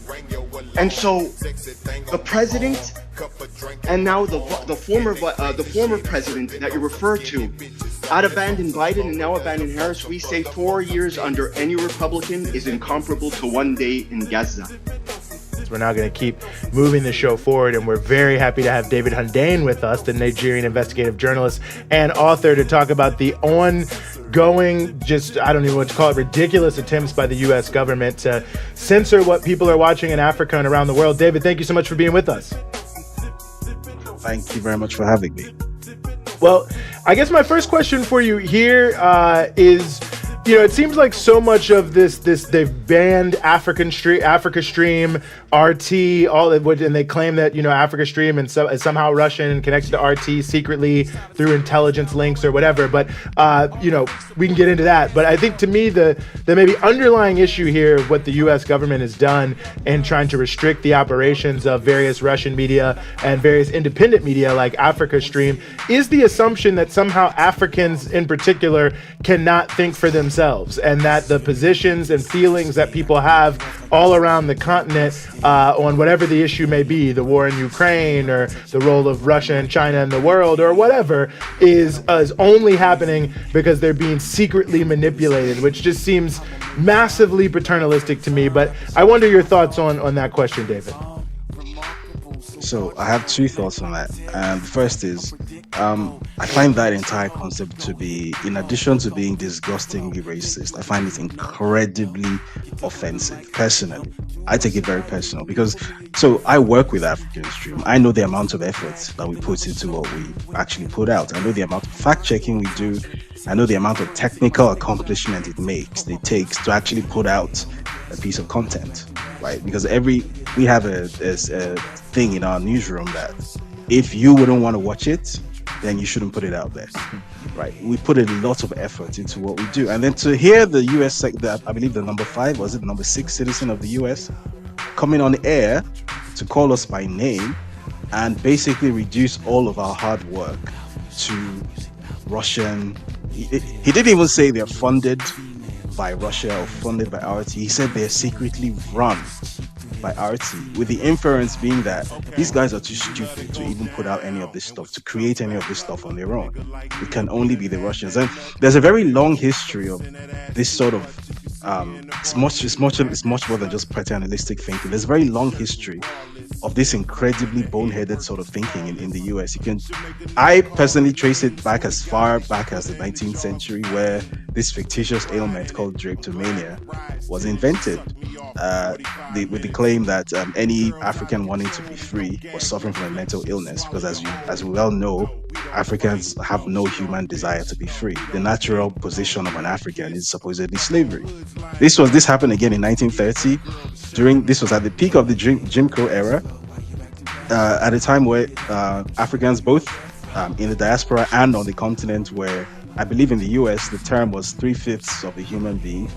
In Africa, we weren't even classified as humans. In some parts of the continent, like in Southern Africa, Africans were classified as flora and fauna. And in a place like Nigeria, where I come from, Nigeria wasn't even classified as a country under occupation. It was classified as a corporate object owned by the Queen. We're ruled by something called the Royal Niger Trading Company. And in the midst of all that, Africans on both sides of the Atlantic started uniting to come up with some sort of Pan-Africanist thinking. And the US government said it's the Soviets that are behind it. In the 1960s, during the African independence era, which coincided with the civil rights movement, because they both joined at the hip, it was the same thing. Martin Luther King is a Russian agent, Kwame Nkrumah is a Russian agent, Patrice Lumumba, Fred Hampton, you guys are all Russian agents. In 1985, the apartheid head of Prime Minister of South Africa claimed that blacks are happy in South Africa under apartheid, and the only blacks who aren't happy are those who have had Russian ideas pushed into their heads. So it's like we're in 2024 and this same thing is being rinsed again, that without the involvement of this Russian subversive funding or indoctrination, whatever, these group of people, black people, are just too fundamentally stupid to have any positions, any ideologies, any voices, any thoughts of their own. They can only do something when there's the hand of Vladimir puppeting them. It's really incredible. It's so paternalistic and, like you said, racist. Well, speaking of another country in the Caribbean Latin America region, where they never stop interfering, in every possible way, waging dirty wars, anything you can think of, that's Haiti. We want to turn to Haiti now, and we are very honored to be joined once again on the show by Dr. Jemima Pierre, who's a professor of global race at the Institute of Race, Gender, Sexuality, and Social Justice at the University of British Columbia, and also a member of Black Alliance for Peace. Jemima, as always, thank you so much for being with us here on the show. Thanks so much for having me. Well, great to have you. I think the last time we talked about this on the show was just before the occupation began, and you predicted that this occupation of Haiti being carried out by Kenya and others at the behest of the United States and the core group would not bring anything positive to the Haitian people. Correct me if you think I'm wrong here, but it seems that your prediction was correct, that this has been a debacle and it has not improved the situation for Haitians on the ground. Not at all. It's been embarrassing for the U.S. and they're trying to make it seem like something's happening, that the Kenyan forces, military police forces that are there are doing something. But the reality is, all we've had from CNN are puff pieces about a catering service from Georgia, the country of Georgia, feeding them, so they live in a tent. They're on, Haitians are saying that they're basically on vacation, hanging out in these big tents. And when they do go out on patrols, they hide behind the Haitian police, who are getting paid, by the way, 10 times less. I think Haitian police get about $250 a month, and these Kenyans are getting thousands. And so there's already a discrepancy and a lot of resentment of the fact that these Kenyan police are afraid. They don't do anything. At one point, they were guarding the U.S. embassy when they first got there. And so part of that is, you have to wonder what it is that you have 400 police. They're not even 400. They're saying the numbers are lower, about 380. And then just last week, the U.S. on a U.S. plane, Coast Guard plane, brought in 25, I think, Jamaican and Belizean police to be part of this force. And so it's a farce. Anthony Blinken was in Haiti about 10 days ago, lying about how great this MSS, the multinational mission, is doing, and saying that it helped open the airport, which is a lie, because we saw actually before the Kenyan forces came that Jackie Charles, the Miami Herald reporter, was walking through the Haiti airport with U.S. Special Forces. And so Haitians know they're lying, that they haven't done anything. If anything, a lot of the armed groups have actually spread out to other places, and they're acting, in almost, tempting them to come after them, tempting the Kenyans to go after them. So it's been a complete farce. I'm curious, not to center the U.S. so much here, but the U.S. is responsible for so much destruction in Haiti. But the issue of Haitian immigrants specifically has become a national headline in this presidential race between Donald Trump and Kamala Harris. And what's interesting about that, the racism in it from, frankly, both parties, is how the actual issues affecting the country of Haiti are completely absent from the way that's covered. So I'm just curious your thoughts as we've seen this issue of Haitian immigrants sort of in the national media while ignoring what's being done to Haiti at the moment. Yes, I think, what's interesting to me is to say that it is not only J.D. Vance and the Republican Trump and that are racist when it comes to Haiti. The entire U.S. media apparatus, U.S. imperialism is racism. And so, yes, we can talk about, Donald Trump saying Haitians eat pets. But then, what's more racist than thinking that Haitians can't run themselves, that you have to actually control them and occupy them? What's more racist than sending foreign military to invade and occupy a country? What's more racist than Joe Biden's deportation policies, which is worse than two terms of Obama, who's considered deporter-in-chief, and worse than Trump's term? And the fact that there's still deportation planes going back to Haiti by the Biden administration. Let's remember last year what happened when the Texas Rangers were whipping Haitian migrants at the Texas-Mexico border under the Biden administration. This 2 years ago, sorry. Let's remember that all this happened under the Biden administration. So of course, we can talk about racism, but the racism is not unique to the Republicans. Also, the racism goes a long way. I don't know if people remember, I'm old enough to remember being called dirty boat people. I remember, this is in the 80s. I remember in the 90s when the CDC said the Haitians were HIV and AIDS carriers. And so they had the four H's, the hemophiliacs. Haitians was the only ethnic group that they said. And then being kids, we couldn't even donate blood because they said our blood was tainted. I remember that's how you had the U.S. use Guantanamo Bay for Haitian asylum seekers without due process and keeping them in this open air prison because they saw Haiti were HIV holders. I remember, saying, Pat, what's his name? The Christian minister saying that it's because of voodoo that the 2010 earthquake happened. And we remember for the past 3 years, the Western media, the same media that's basically going crazy saying, oh, this is a lie about Haitians. It's the same media that said Haiti is nothing but a bunch of gangs and cannibals, right? Up until this past spring, they were calling Haitians cannibals. And so it's the Western media that opened up this space, that created this space for people to believe any crazy racist stereotype about Haiti, because they've been presenting us as if we're nothing but gangs, as if all we do is cause violence, as if we can't rule ourselves. I'm so glad you brought up the role of the media, because there's a recent Washington Post editorial about, what should happen in Haiti. It's interesting that they're the authorities. Yes. And one of the things they noted is they were talking about, because, this is the so-called transitional government, and there's supposed to be, elections in 2026, but they said that was too soon. And to connect a couple issues, I thought it was interesting because at the same time, we're also seeing, the Prime Minister, Kony, say he wants to double the size of the military. So as much as we're being told that this is, facilitating democracy in Haiti, I mean, it feels to me that the undercurrent here is preparing a real sort of dictatorship style solution, as actually Michel Martelly said a long time ago, the Fujimori solution for Haiti. I mean, it really feels like behind the rhetoric, that's a lot of what's happening here.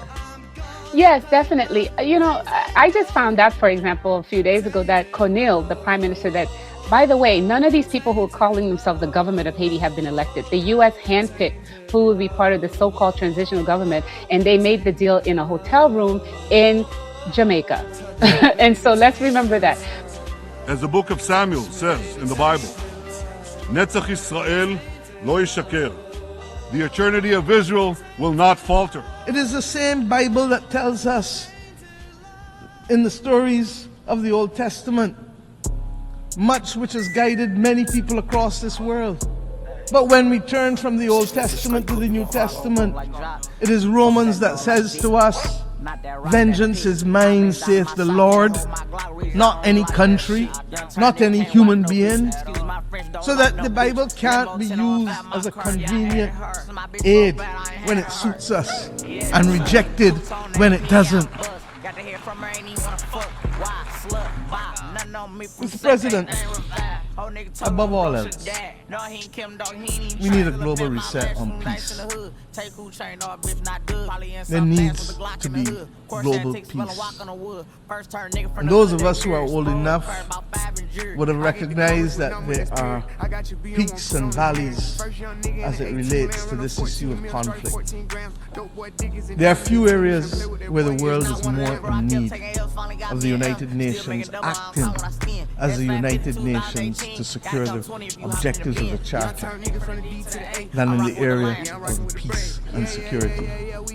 The silence that has engulfed Sudan is unacceptable and may well be rooted in the racism that the world still carries as a badge of honor from the victories of the last great war of World War II. The actions in Myanmar cannot continue.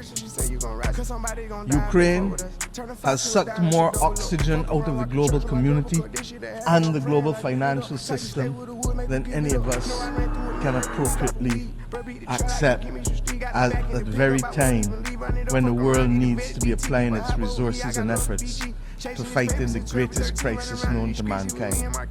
And the spread of the war from Gaza to the consequences in the West Bank to now clearly what is happening in Lebanon as we speak with Israel. All of these are but the tip of an iceberg of death. You are at the hospital. Administration is right here. I'm going Get to in the there. emergency room, sir. Get in there. Where- Get out of my car now. Where is my Get out destination? of my car now. Sir, I'm asking Get out of my car now. I have the right to tell you when to get out of my car. It's right now. I don't know where I am. I'm asking you where is my destination. If you would kindly point at where I am pulled supposed into to your go. destination. It said here I was at your destination. It's over. Get out of my car now. It said 1760. Get out of my car now. Sir, it said... Get out of my car now! Why are you yelling at me? Because you won't fucking get out of my car! But you're not to yell at me. You are not to yell at me. 1. Do it. Do it. Do it. Where is my destination? Get out of my car! Sir, can you just tell Get me? out of my goddamn car! Now! Sir, can you please tell me where my destination is? Get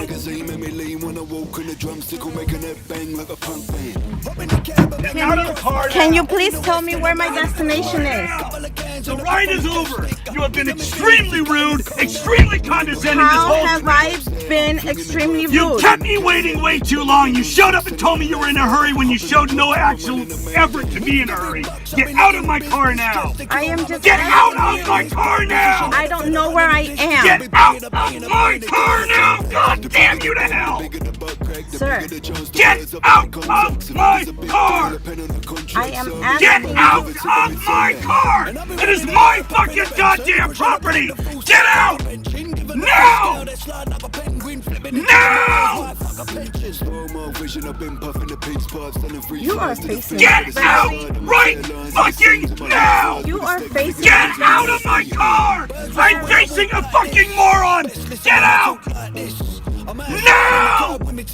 You're facing now. You have no right to scream at me. I will fucking talk to you any goddamn way I want. Really? Yes, I fucking will. And I have the right.